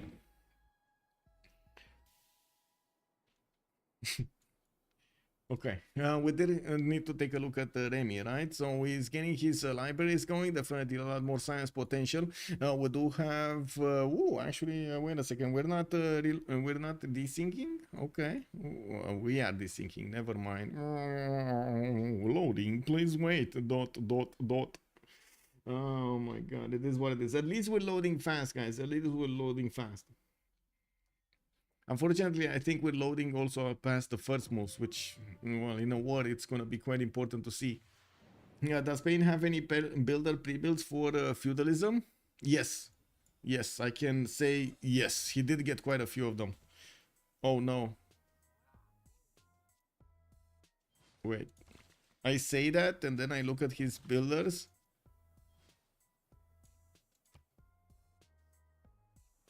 Oh my God, wait a second. Did he not get builders? Or did he just get feudalism? Did he? Oh my God, guys. Is this... What actually does the diplomatic quarter district do? The diplomatic quarter gives you two things: diplomatic favor into your city state, towards city states. So basically, it's the currency that you get to get more envoys for your empire. If you do manage to get that with the envoys, you can control more city states or control better a city state that you want to focus on. If you do manage to get those early, it is very important if you can manage to get those envoys and they get back the diplo favor, so you can actually actually it's influence, it's influence, and then the city states give you the diplo favor back for your democratic congress. Does this Japan hate harbors? Tokugawa? He has some harbors, but he's not. I guess he doesn't have all of the cities with harbors, right? He's gonna need to get some commercials on the right side, and he's getting them. He's getting them, especially since he's in a free inquiry golden age. He's getting them. Intelligence agency also popping out from Tokyo. He's building up some heavy chariots now. Switch to heavy chariots. Interesting, because you know heavy chariots don't get the +5 bonus from the Congress. It was light calves that are getting those +5 bonuses. Yeah, with much pleasure, sir. Yeah, we do have Porch desyncing. Oh wow, no surprise. Interesting, interesting. We do have to take a look at the Remy's bullish land here. Workshops coming around. Still no, and kind of far away actually. Going for the bottom three is kind of far away from industrialization from what I do see. Well, I guess the majority of his lands are already improved with so many of these districts anyway. Okay, that's a 4-4-2-1 tile over here. This Great Bath actually added so much face generation in the city of Memphis. We do have RemiW on the 35th turn, and he doesn't even have a religion. Whoa. Okay, Johannesburg is also getting pillaged, bullied by Hungary here. We did have Hungary managing to levy a city-state in the southeast of Spain. It was the city of Anshan, which at the moment is not actually doing anything other than just keeping tab on those units. Looks like also Kuliasik on Hungary is gonna have Anshan here and nothing else? He doesn't have another city-state? Wait a second. Wasn't he on Buenos Aires or something like that? I'm pretty sure there was another city-state being held by Kuliasik. Interesting that only one is available for him. Well, I guess he did spend quite a few envoys to get 2 cities out, right? Buenos Aires, and then he lost it, and then he wanted... No, this was Hungary. This was Hungary. This wasn't Hungary, sorry. This was Norway, right? It was Norway. Anyway, Namadol being kept by Atomation with only 3 of these envoys does look like it's a bit too little competition for these city-states. Namadol is going to give him quite a bit of culture extra, and as you can see, he's managing to keep up with the science and the culture needed in the game. Tamar did also manage to get to 130 science, and we got Kuliasik on 145. It looks like battery full charge builders are managing to squeeze out the bonuses from these era scores, from the era they're in, and of course from the land they have, so they can get more versus their opponents here. I do see in the production capabilities, it looks like it is an apocalypse between the 2 teams. Also, Porch and Seaboy being so low in the science and culture is going to cause issues in the next part of the game. We do need to see if Jellyfish is actually going to manage to do anything, like get a stronger unit against Zulu. I would imagine field cannons are the way to go here. We don't really have him with that many ranged units anyway. Like at this point, I would really suggest he gets at least 3 of those crossbows, so he can get free experience. I mean, man, this is free experience right here. Zulu is giving you on the table his unit to shoot at, right? That's free experience right there. He had Fez, okay. He had Fez, and there's no more Fez, right? They killed Fez. Okay, I see. Where was Fez? Give me a second. Okay. Oh, this. He had Fez. Okay, Fez is dead. Yeah, I see. The city from the beginning. Yeah. I usually just play that whenever. Wait, whoa. Do we have any Germans in the house today? Do we have any Germans? Because I just totally forgot that I actually have a piece of Germany right here on the table with me. I think we got. Look at this. Are you proud of me? Salty, are you proud of me? Look what I found. I found it in the stores right here. Look what I found. It's getting everywhere, man. It's getting everywhere. Oh my god. Yeah. No way, Babylon game. White boy Arvid, hello there, sir. And Sleepy Hedgehog, hello, sir. Yeah, I'm thinking, I'm thinking it was pretty good. Yeah. Okay. So what do we have here? The horses come down from Hungary, not that many, you know, he needs to keep a lid on it. We do have him also starting to put down quite a few city parks here and getting the not only the amenities but also those points of yields from them. Now we do have Kilva Kizivani in 11 10s from the city of Buddha, while he's gonna get Liang in the city of Pest. Kuliasik here with 165 production will manage to get the gold per turn for his teammates, and by the looks of it, he doesn't really have at the moment target to go against other than Spain in the south. He has Babylon on the west side. That would be one of his allies, and of course very far away across the mountains over here is gonna be another one of his opponents, Norway. Well, that's not gonna happen. Norway is probably gonna get pushed by either Babylon or Tokugawa. I would actually like looking at how many units are now getting forward towards Nagano and Shizuoka. I wanna take back my words that I said earlier. I was thinking Atomation is actually gonna take it slow, but it looks like he's starting to ramp up the aggression, and me likey.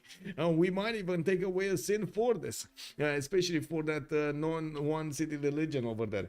I love the apple cherry elderberry lemonade from that brand, from the Fritz Cola. Ah, I see. I didn't know they have other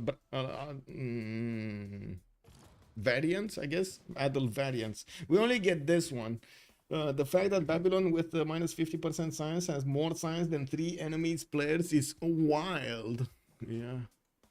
Okay, Singapore about to go down. Looks like it's losing its walls because of the catapult shot, and now these knights are gonna make quick work of the city center. They do need 2 more turns to take it down, while Norway does have these berserkers next to it. It doesn't really look like he can do anything about it. He can take out that warrior, and that's about it.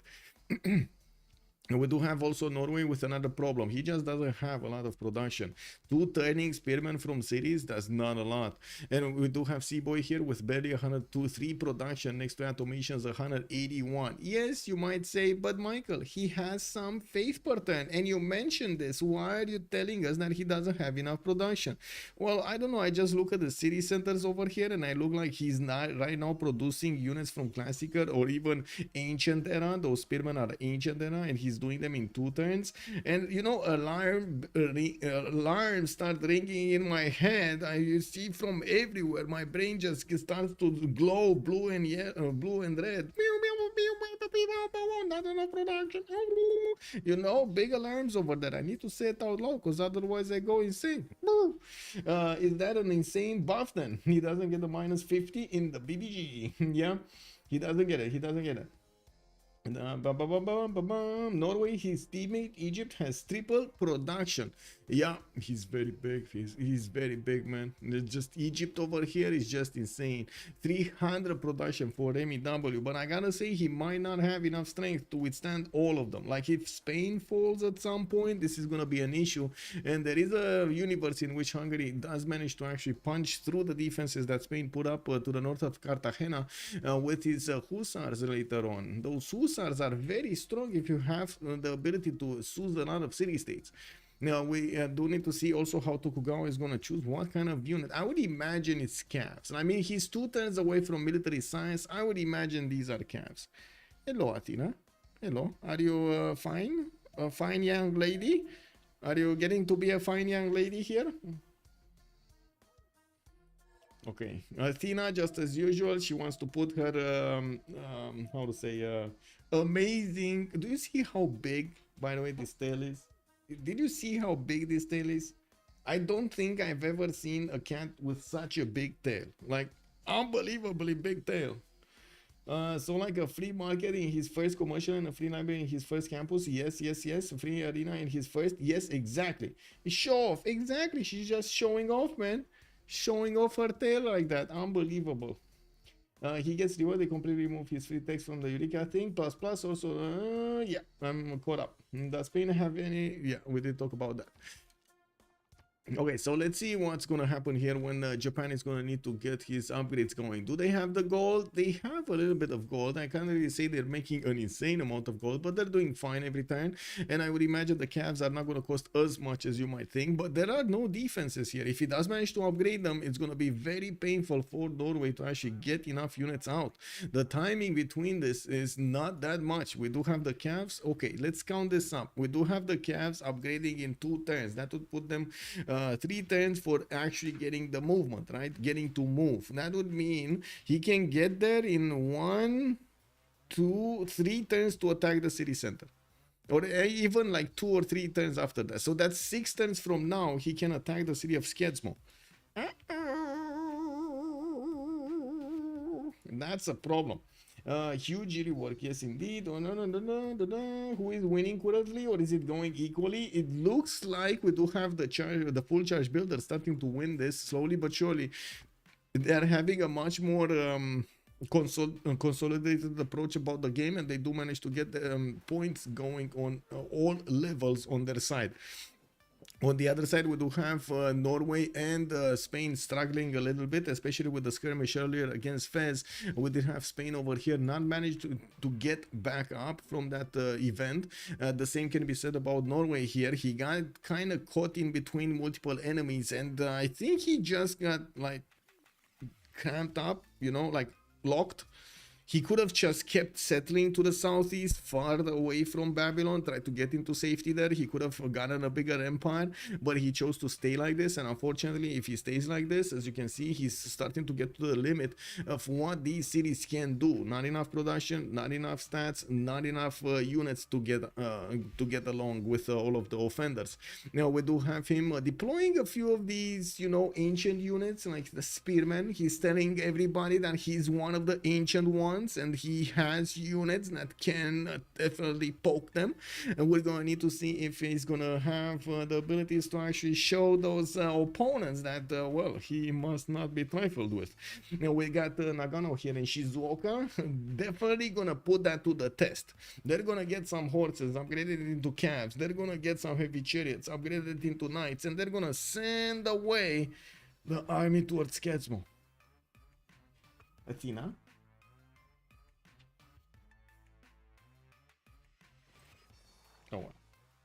Oh, base game Babylon is 2 game breaking and also messes up the era duration. Yes. Yes.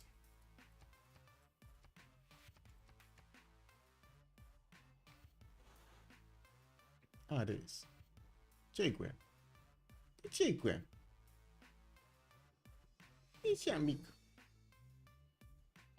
The big cat doesn't really want the Athena to come near him, and whenever she's just approaching him like half a meter, he is starting to hiss at her, you know, to let her know that it's too much, that she's getting into his personal space, and she shouldn't be there, you know. He's not gonna like that. He's becoming uncomfortable.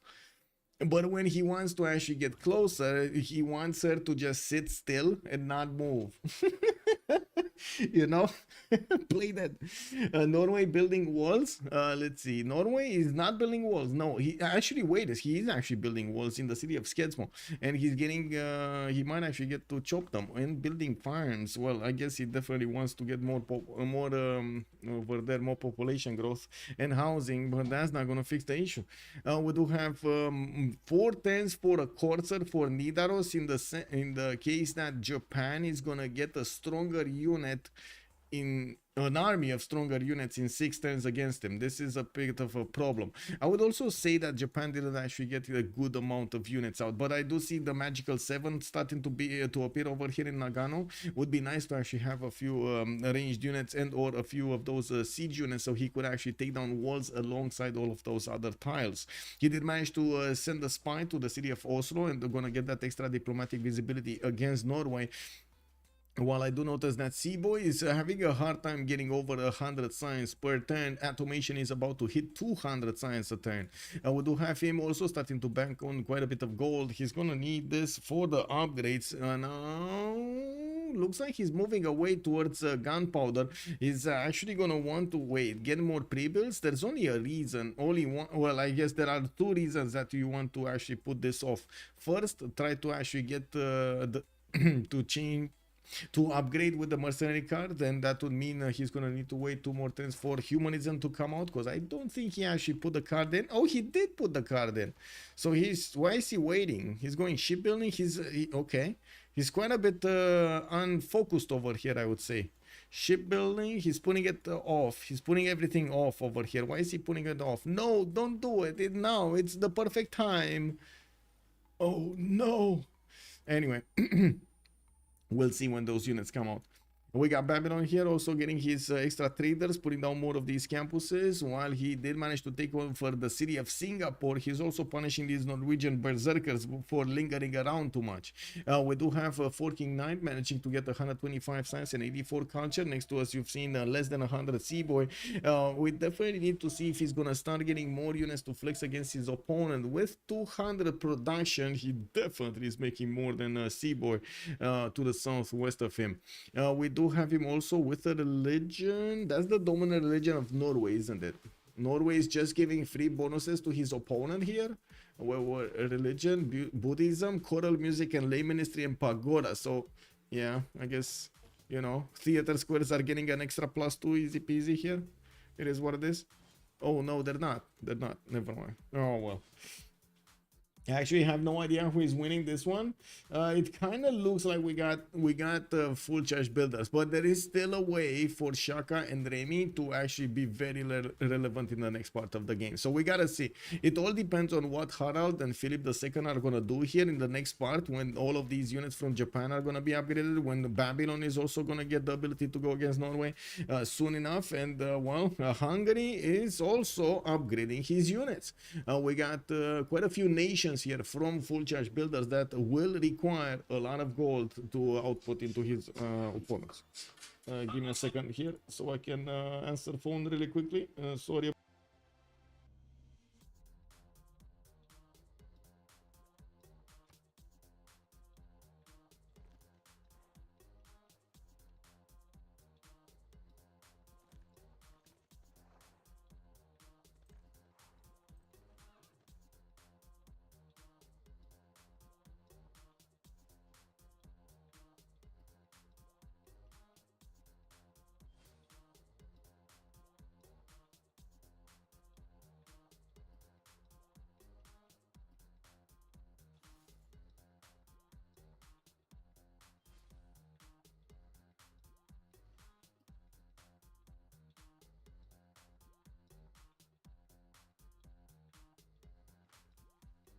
Wanted.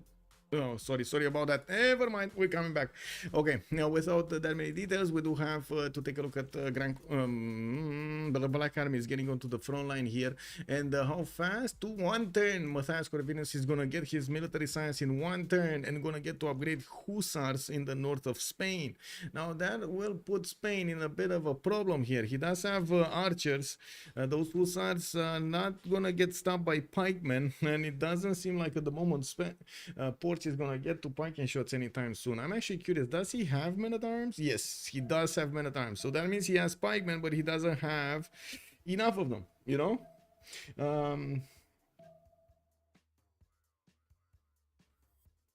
Can you win with 2 teammates so far behind? Yes, if you want to have a win condition. Yes, it kind of depends on the situation of the game, but usually you can find a way there.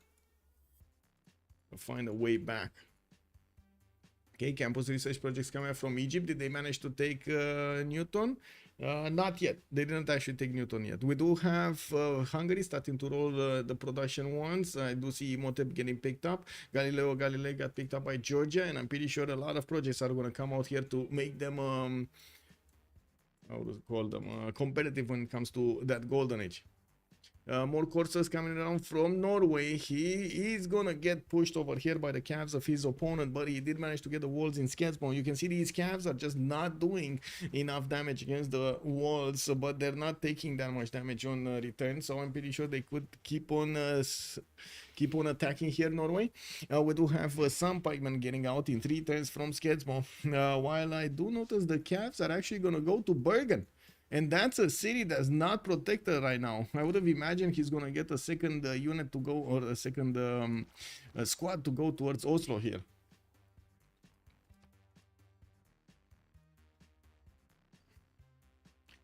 Egypt going top 3. Hungary might surprise her. Yeah.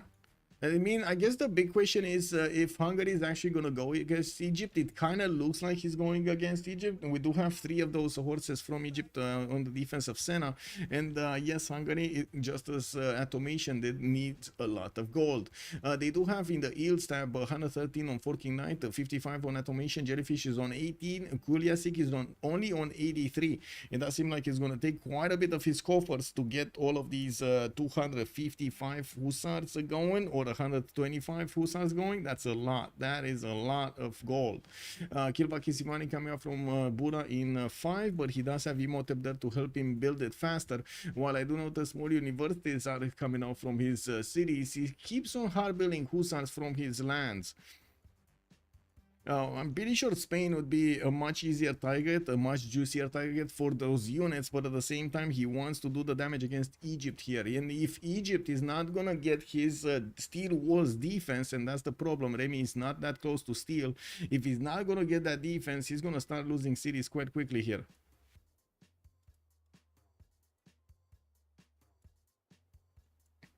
Is Tokugawa leading in production? No. 210 production on Atomation, and we do have Remy on 341 points of production. I mean, I'm not convinced Shaka is in that good of a position either. He's gonna get outscaled by Tamar. Yes, I agree. It looks like Tamar over here is outscaling him quite badly here.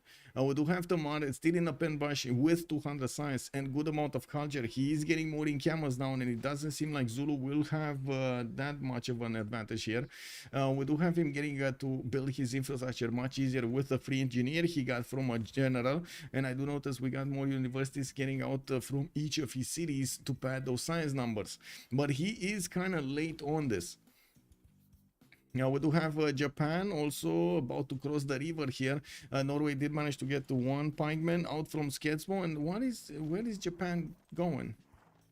Why is Japan not moving? Wow. I mean, he could easily take down that Corsair, for example. But at the same time, the magical effect is wearing off here. It looks like he got sniffed out by Norway. Norway doesn't really know Bergen is gonna get hit, but he knows his opponent does have a lot of calves.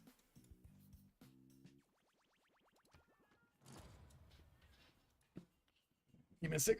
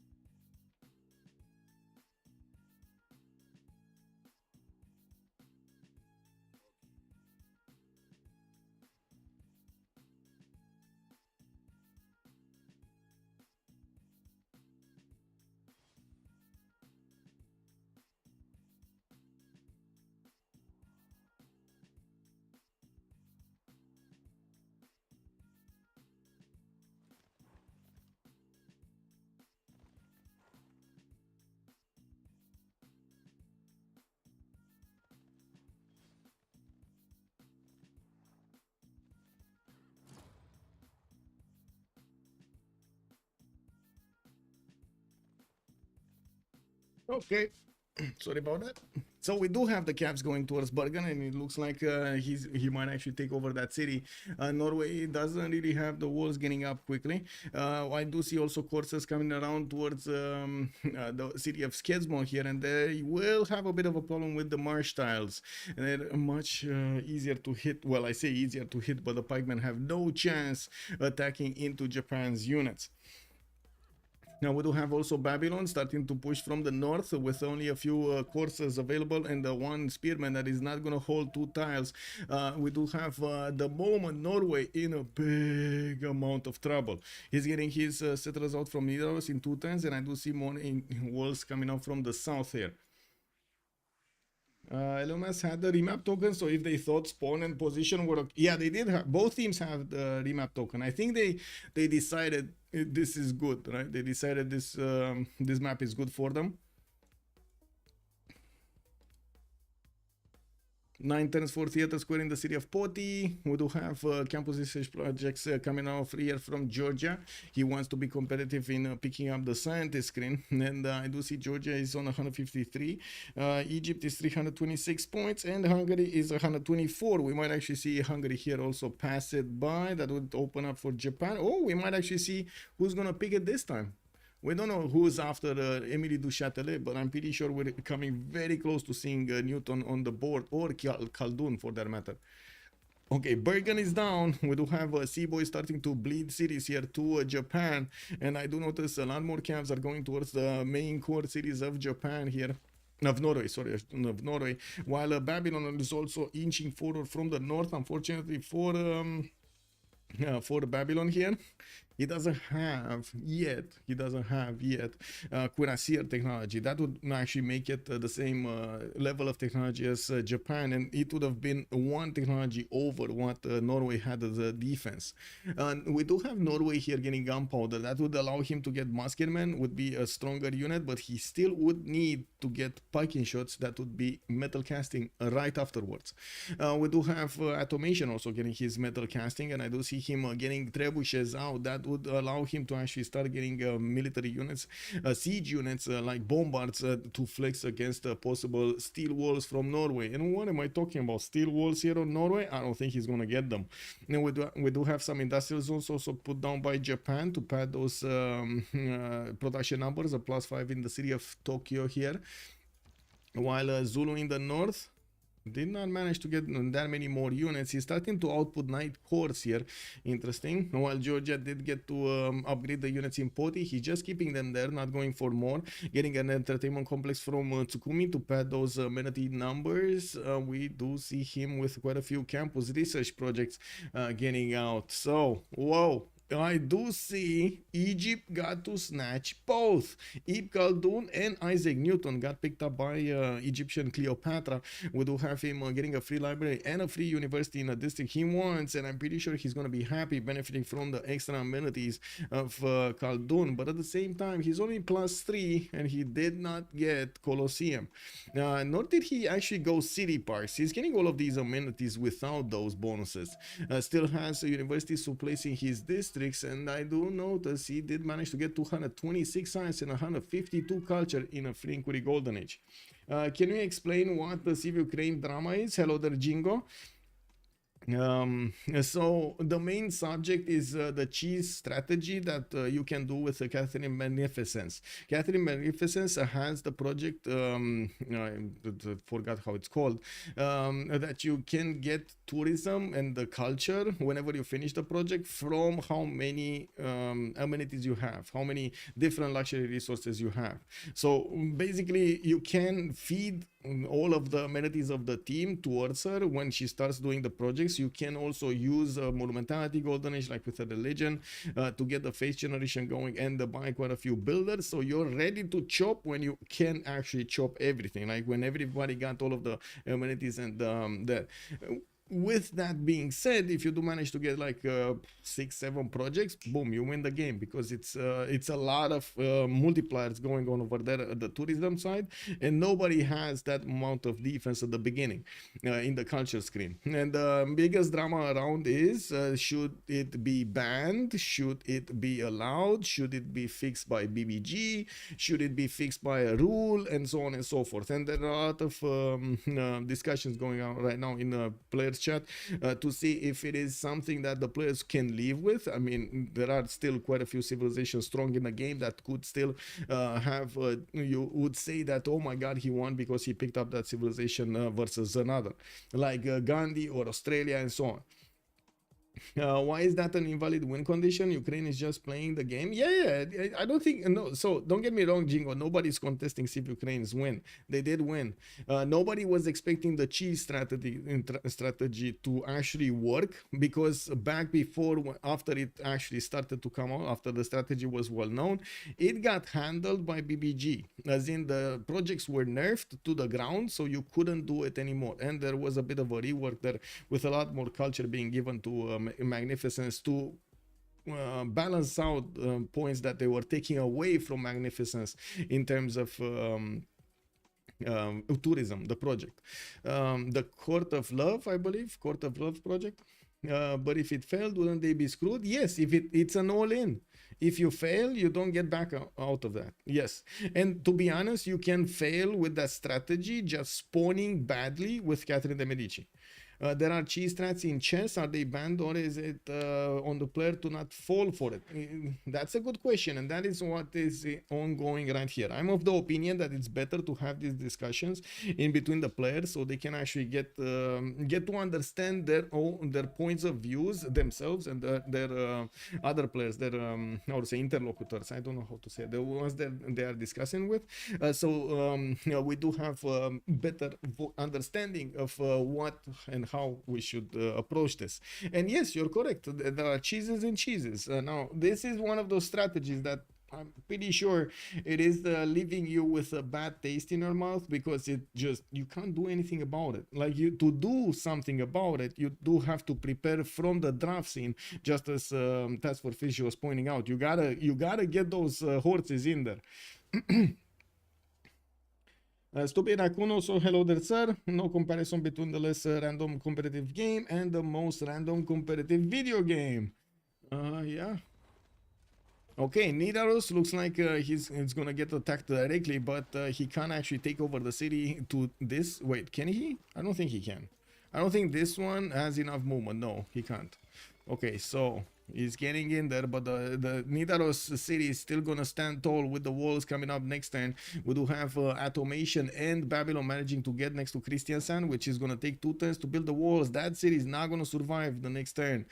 We do have also those bombards starting to be available here for Japan. Some of them did already just get finished, and I do notice these scavs are actually strong enough to do damage against city centers that do not have extra units in them, and significantly take them down. There is a Norwegian settler that is desperately trying to get out of there, out of all of this situation, but he just can't get there. Okay, so there was another attack somewhere. Hussars have been upgraded here by Kuliasik, and we do have Egypt also getting his calves. Let's see the direct damage in between these two bad boys. It looks like Hussars are definitely stronger than the calves of Egypt, and I gotta say, Hungary does not have a general for them. They would have been stronger if you would have managed to get a general for them. And this brings me up to a question. How many points does he need to get the general? Zulu is there. Hungary is only on 1 point a turn. Okay, that's a lot of projects. I gotta give him that. That's a lot of projects. Okay, that's a lot of projects. Oh well, it is what it is.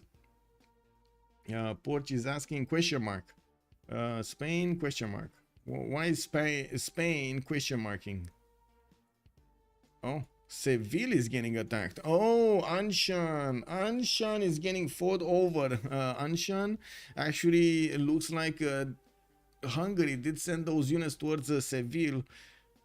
Maybe pillage some trade routes here. By the looks of it, they got into that road, into that pathway. And we do have, let's see, Kuliasik and Anshan. Anshan, okay, he still has Anshan. So what happened? Oh, they just got de-levied because of time? They probably just expired. If you don't spawn front to France, so you can't push her to counter the cheese, it's a random win for France. I'm not saying it was the case in Civ Ukraine game, but it can be, and therefore you can in no case compare it to chess cheese, which are totally counterable for the moment you know how to do. From the moment you know how to do. Well, you say know how to do, but from what I understand, even in chess, right, you do have like quite a few moves that can be done, and like right now, almost every permutation is being known. And like min-maxed quite a bit. It's not really like that in Civ. Anyway, I was just saying that for the Battlefield, I don't have a particular opinion on Magnificent's case. Got it, Super. Okay.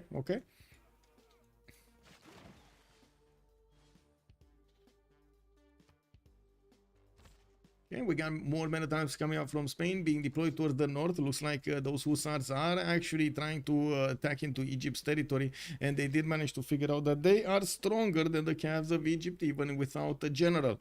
He does manage to get +2 from Anshan, +2 from Granada, only +4, and also the +5 from the military resolution that also Remi is benefiting from. Looks like another city has fallen. Nidaros is about to fall, and we do have the Empire of Norway here about to fall entirely. He only has a single settler moving towards the south, and he's gonna lose his cities probably before that settler actually gets to make babies. Yeah, that's a problem, man. I mean, he should really focus on making babies faster. You know what I mean? Does Norway have escape settler? Yes, sir, he does. But he's not making babies. He's not making babies, and this is a problem. Also, let me catch up with YouTube chat over here. Hermes is saying, I lost a city yesterday, and in my head, I heard OnSpotTV say, and Wanuku goes down. yeah, Hermes, it is what it is, man. Scatter receive, good evening, sir. There we go. You can see yields. Why can't people like the cheese? I mean, I like cheese. Just throw some cheese at me, bro. Look at Tokugawa go. Yeah, can Egypt get better takeover general? Egypt, yes, probably will get a better takeover general, but he was going to the top 3, and he's still going on the top 3. RemiW is going for mass production here. Doesn't seem like he wants to take this seriously. We do have him getting in camel training projects, so at least that, and I do notice he's getting a few more caps from his cities to send on the defense. Hungary is just realizing how exposed Egypt is to his hussars, so he's starting to actually, drill down into the cav line over here of Egypt. We do have more camels coming around finally from Hungary. While he is hard building more of these hussars and sending them to the front line, he definitely needs a better economy, and he's starting to build the banks. Who was saying it's gonna be a tank push? This is much earlier. Yes, sir. Yes, sir. This is much earlier, and it works. I was really expecting Norway to have much higher stats because it is what it is. But it looks like the cav push of Japan is managing to tear apart the empire of Seaboy here, one city at a time. It looks like the city of Oslo is probably gonna fall next, and Nidaros capital is definitely gonna fall. And we do have the majority of the Japanese units that are gonna get enough experience points to promote themselves and get back their health. That's going to be important. And Babylon here doesn't really have enough strength to take down Sarksburg by itself. He's going to need some bombards to actually come and help him out. Looks like also Japan is starting to put those bombards where they're needed to flex against the Sketsmo. And there we go. Oslo is taken down. That unit that just got built got taken down also. Nidaros is also about to get pillaged and taken down. There we go. Cavs just getting everything. Getting the traders and getting the other points. And that's it. Yeah. That's capital city of Norway taken over by Japan. Atomation just walks in and takes it down. We do have also a few units from, oh my god, Georgia's pushing into the cities of Zulu, and it looks like Ondini is gonna valiantly defend against this. We do have these capsules also backed up by Ethelfred the General, while Timur is fighting on the side of Ondini. We do need to see if Georgia is gonna manage to get the core ability soon, because it looks like these Zulu units are definitely strong to withstand the attacks of the capsules and push back if need be. I do see we got military academy starting to come out from quite a few Zulu cities. He did manage to get 218 signs. That's pretty good, but still less than Jellyfish on 230 and 141. Still, I gotta make a comment here. Zulu is stronger at the same technology than his peers. So if he does manage to get those points and manage to get enough production, I would say Tamar is in much deeper trouble than Zulu is. CC is incoming. I don't know. I mean, they need to take out both, right? But I guess they don't care about we got actually Hungary getting in here. Wait, Conquistadors useless? Whoa, he only sent 4 units and he's putting the Spanish army to shame here. Okay, well, we do have a few more camps coming out from Egypt towards the north, and I do see the Hungarian troops are still not benefiting from a general for that extra movement, M+5. We do have a lot of heals popping off also for these camps in Egyptian territory in the city of Sena, especially because of Abu al-Qasim al-Zaghrafi boosting that heal Okay, let's see. Japan gonna start knocking down the doorstep of Skedsmo, and we do need to see him actually go and take down that Norwegian settler in the south. He's sending, no, he's not sending a cav there. That's interesting. He put some in the water, and I would imagine they should go here somewhere. They did see the settler. They did see the settler. I'm pretty sure there was a spy in the city of Oslo that saw the settler. Kind of fun that it's France who did the cheese. Yeah, cheese bets food. And yes, I agree with Stupid Raccoon over here. France did the cheese and, you know, got to walk away with the cheese. Once free inquiry wears off, Zulu will fall behind Georgia. Yeah, that is true. That is true. But and I do have to say, only 4 more turns until free inquiry age falls off. We're gonna need to see how much Jellyfish is gonna have. Then he does already have 251 versus Neolaf's 218, and this is a pen brush and voice golden age on Tamar.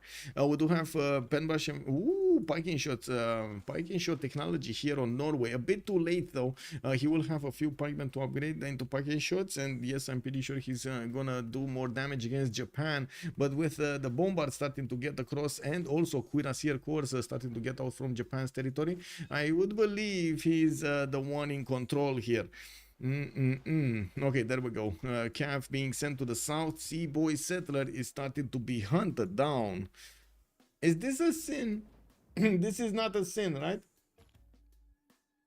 Chingo, cause you're Romanian. How does Romania society view the Tates?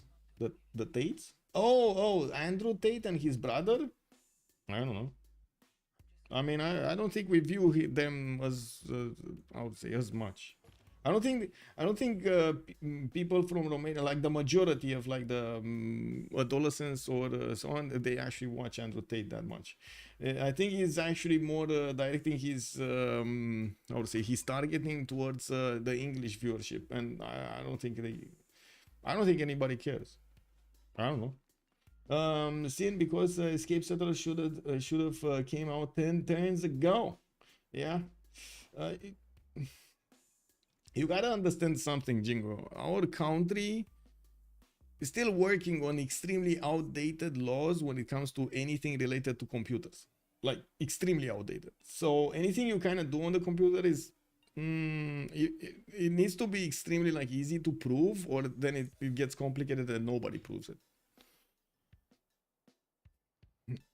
Anyway. We got Aqueducts coming up in Doom, Foreign Ministry in 2 turns from Babylon, multiple courses coming out from the northern countries, and I gotta say Morning Cannons from Babylon is definitely ready to punch in the next era. We do have 4 players from full charge builders that are over 200 science, with only 2 of them from Eleumas, that's gonna be Zulu and Remi. And since I gotta say Remi is getting pushed quite hard over here by his opponent, we will need to see if he's gonna manage to keep up his advantage. We do have also some Hungarian troops going against Spain here and managing to start pillaging his trade routes, creating a lot of problems in the Spanish territory. Sin because Escape Settler should have came out 10 turns ago. Sin because it's unescorted too. Okay, we're putting 2 sins over here. Unescorted Escape Settler. Unescorted and Escape Settler. Okay, yeah. Oh, whoa, this is 7, right? We got to 7 sins in this game. 7 sins. Whoa. Okay. More production capabilities here on Egypt. He is pumping out as many calves as quickly as possible, but he's starting to lose quite a few of his stars and also his his units. And that's a GG right there. It looks like Eleumas team had enough. They said, you know, they definitely are bigger than us. They did manage to get to outsim their opponents here. Unfortunately, Norway and Spain could not manage to get out of the hole. They dug themselves in the early to mid game. We did have at the same time a lot of production and culture, a lot of production and stats being generated by the majority of the team members of battery full charge builders, while I gotta say Egypt from Eleumas did manage to shine all game long. He was just over there building up his specs and getting more muscles, while Hungary just sent a few units towards him. I guess he showed him the ninja. Let's actually take a look what's going on here in the chat. Give me a second, and see if we get the post-game chat going. I'm not sure if we get the post-game chat going. You know, I need to ask. Do we get post-game chat or no? This should be here. I need to put up also my headphones in my ear if we're gonna have a post-game chat, so I can hear what's going on and not actually double, you know, give double the sounds to you. Okay, we got a post-game. Okay. Yeah, well, let's just leave that one alone. Yeah. I'm not Easy, gonna guys. process that Easy. until tomorrow. I mean, Yeah, there's not feel much shit from to him. there's not much to debrief. Like we have 2 guys fully rail, 1 dying. What the fuck? Yeah. Yes. It's just over. So yeah, well done, guys. I guess. Yeah, GG, well played. But why do you leave all the CS civilizations open for us? I mean, Tamar and Hungary, it's quite a Because nice you cannot combination. I contest mean, it I around. don't care. I don't really care about Hungary. I mean, it's not really important. I I think. don't know, man. One phase and your Spain is fully roll. But the thing Building is, like in 6 our horses, mind, 10 I archers. And keep, then ask Spain. Don't ask us.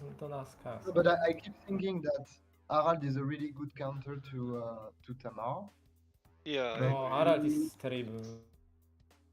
it's true. Tamar, In 4 versus 4, it's all about tempo, and Harald has no tempo, and He no does fucking tempo. cares. Come on, he has 100% on holy sites and shrines, so it Yeah, gets but tempo. he actually needs a lot of time to freeze him and good I mean, land. it's Because weak, if like, his you holy need to- sites are +2, You need to, on Harald, you need to like push the guy and make him rare same as you, otherwise you're out of the game. Because you open fucking useless holy sites. And you cannot contest city state when you have Tamar and Hungary. You just fucking need to play around it and kill the guy, or maybe sneaky CV, or just get stats far better than enemy. Yeah, but how do you want to sneak anything if we have 2 blue CS for the whole game? I had more science than mean, you, it's and I just- have no fucking blue CS, so what are you talking about? I mean, what do you mean? I have more text. but it's I mean, about text, man. That, how it and I matters, want yes, turning my right. stuff, so I Yeah, I'm don't to one turning that's- as well, it doesn't matter. I am one Yeah, but turning as then- well. Yeah, yeah, it's- but if we are both one turning, I have 3 takes more, so... Guys, I I'm do- half text. What are you talking about? Yeah! You are looking I at have a tank, big though. question. Automation, Don't why like fast- audience and, chamber? and you know, that's my real Hey, science, because I'm Hey, from Russia. hey, guys, Michael has questions. Yeah, sure. The automation, why audience chamber? No.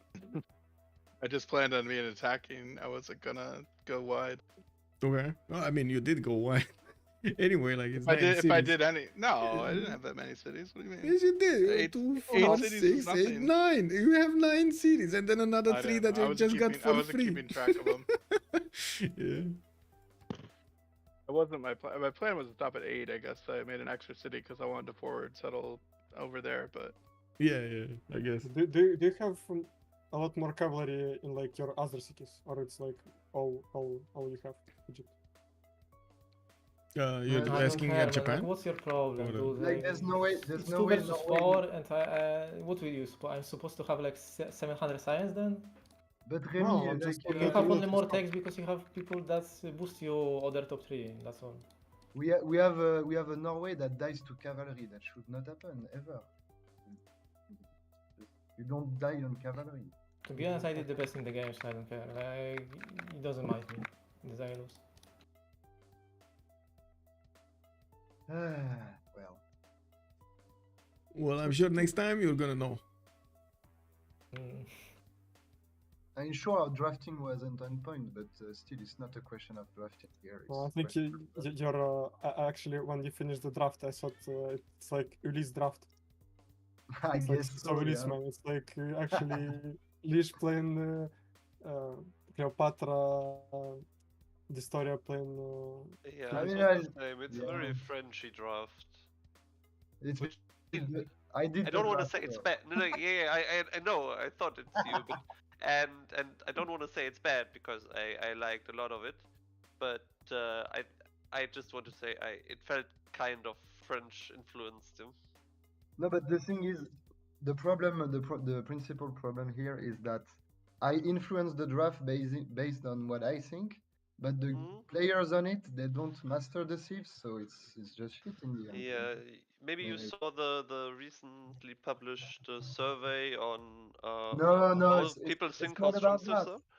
No, it's about what I think Okay. would be good for the game, but it's just a question of level of players here, I think. And there's also a problem that I'm Zulu and I can't push because I'm in front of Tamar with chokes. Like I'm never gonna push in that before tanks. And there's also chokes on Tokugawa, so I just have to sim here. But you know, you Don't can't be know. out. You can't out sim a Tokugawa with Zulu. It's, Neolaf, look, you could still put a city on the stone and just buy tiles, and then with tunnel you actually have a really big front. yeah, but I can't push into Kevshur. Like I can't kill you. It's No, Yeah, but you that, just that's put okay. them You on should hills with defend oligarchy, industrial. there's nothing. You should defend industrial. yeah, but I think it's pointless to go for you early because you can defend really easily. It's I just think gonna there is close like cold. is there actually like no units and all traders are going by land. Like I don't know if you still like I don't know if you have vision if you see the roads Where? between Omalo, it's like Georgian city with 10 pop, and Sendai. They're like actually one Kivshur and only one scout. Yeah, but I mean, I was. Yeah, but you can upgrade when you want and just. Yes, The yes, only yes, reason I just- didn't go just- into Zulu as Georgia is because we couldn't upgrade me. Like I already had infantry basically tagged, but I just couldn't attack with infantry because we didn't have the gold upgrading everyone else. But then I Zulu think also it's can't pointless- attack into my UU. pointless The for UU is you so to- broken. Big question over here. Was that a misclick from Spain to go for a free inquiry? I don't know. I mean, usually No, it in might have been a Wishes. habit more than anything. First era Spain? Oh, I don't know. He may be. Yeah. I don't know. I don't know. He never told, so Yeah. ask him. Yeah, Michael, I can Yeah, that tell you might it's have not been- the that might only, have been it's not the misclick. only misclick of the game. He did that Well, I think game before, so maybe not. I I think can his tell you, game I was can tell you. finished when he Oh, lost Did you see it? 3 horses and fast. No, he's talking about the great person. Ask Yeah, Hypatia. I was on a Pacia and I just passed it. It I was mean, on a... fucking- Oh, Of course that I was. want- Wait. Oh my god! I put a sin for you on that one. I gotta say, when I saw you pass Hypatia, I was like, what? No, What? Of course, I want to take it, but somehow I Guys, got. there's a- I gotta say, Somehow- chat was of your opinion. He said, "Oh my God, Forking Knight is so kind. He's giving Hypatia Yeah, to he Tamar." literally gave me Hypatia. Like, Yeah. There's a I big mean- debate. There's a big debate on our Discord about the power level of the early scientists, and Forking says that Hypatia is bottom no. level. So he just Wow. passed it along. No, I not see. true. He like, wanted to look, prove a point. I see. they wanted to. No. yeah. Actually, Egypt. I mean, we were quite lucky that at least the next one was Georgia on a campus, and he could do a project, Yeah. so it wasn't as painful as it already was. But I mean, sometimes it happens. You want to get it. I had enough time. Nothing was happening, and I wanted to click on take, Mhm. and then it was pass. And I thought, what the heck? I didn't pass a patient, no. And I checked 2 times, and I really passed. It was so frustrating. I It mean, even happens. on Babylon, because you even get a free boost, so it's just annoying. Yes. I was, yeah. Egypt. Well, What it's is the amazing so how many- often that happens. By the way, Neolaf, I wanted to ask why you kept the map because of Egypt, because of the good traders. or Because what we have was- because we have intercontinental trade between Egypt Mhm. and Spain, so I think it's really good. makes. How many So- But continents did capitals you are have? so far? Capitals actually are so far away. And from Guys, I'm gonna stop it here. I do need to see what's going on with the cats over there. You need to separate the seas over there. I thank you so much for joining us tonight. We did have a battery of full charge builders going against Eleumas7. They did manage to snatch this victory in the season 3.5 of the CPL Premier League. We do have the boys for the CWC also starting to get the schedules going, and we're gonna need to see the conclusion of all of this drama with Catherine Magnificence. I do want to thank you also for the subs, for the support of the channel for the bits for the memberships on YouTube. Thank you so much, guys. Oh my god, yes, we're getting going over there. We're getting to grow. I do want to also say I hope you enjoy over here the first edition of the Civ6. We're going to need to see if you guys like it in the next streams. I do also want to say we don't have anything scheduled for tomorrow or the day after tomorrow, but maybe we're gonna get to see some 1v1s, 2 versus 2s in the meantime before the CWC games start off in the week 5. Keep looking at my Discord for the updates for the schedules, and I will try to put them as quickly as possible also on YouTube and on Twitch, but Discord is just getting updated first. It is what it is.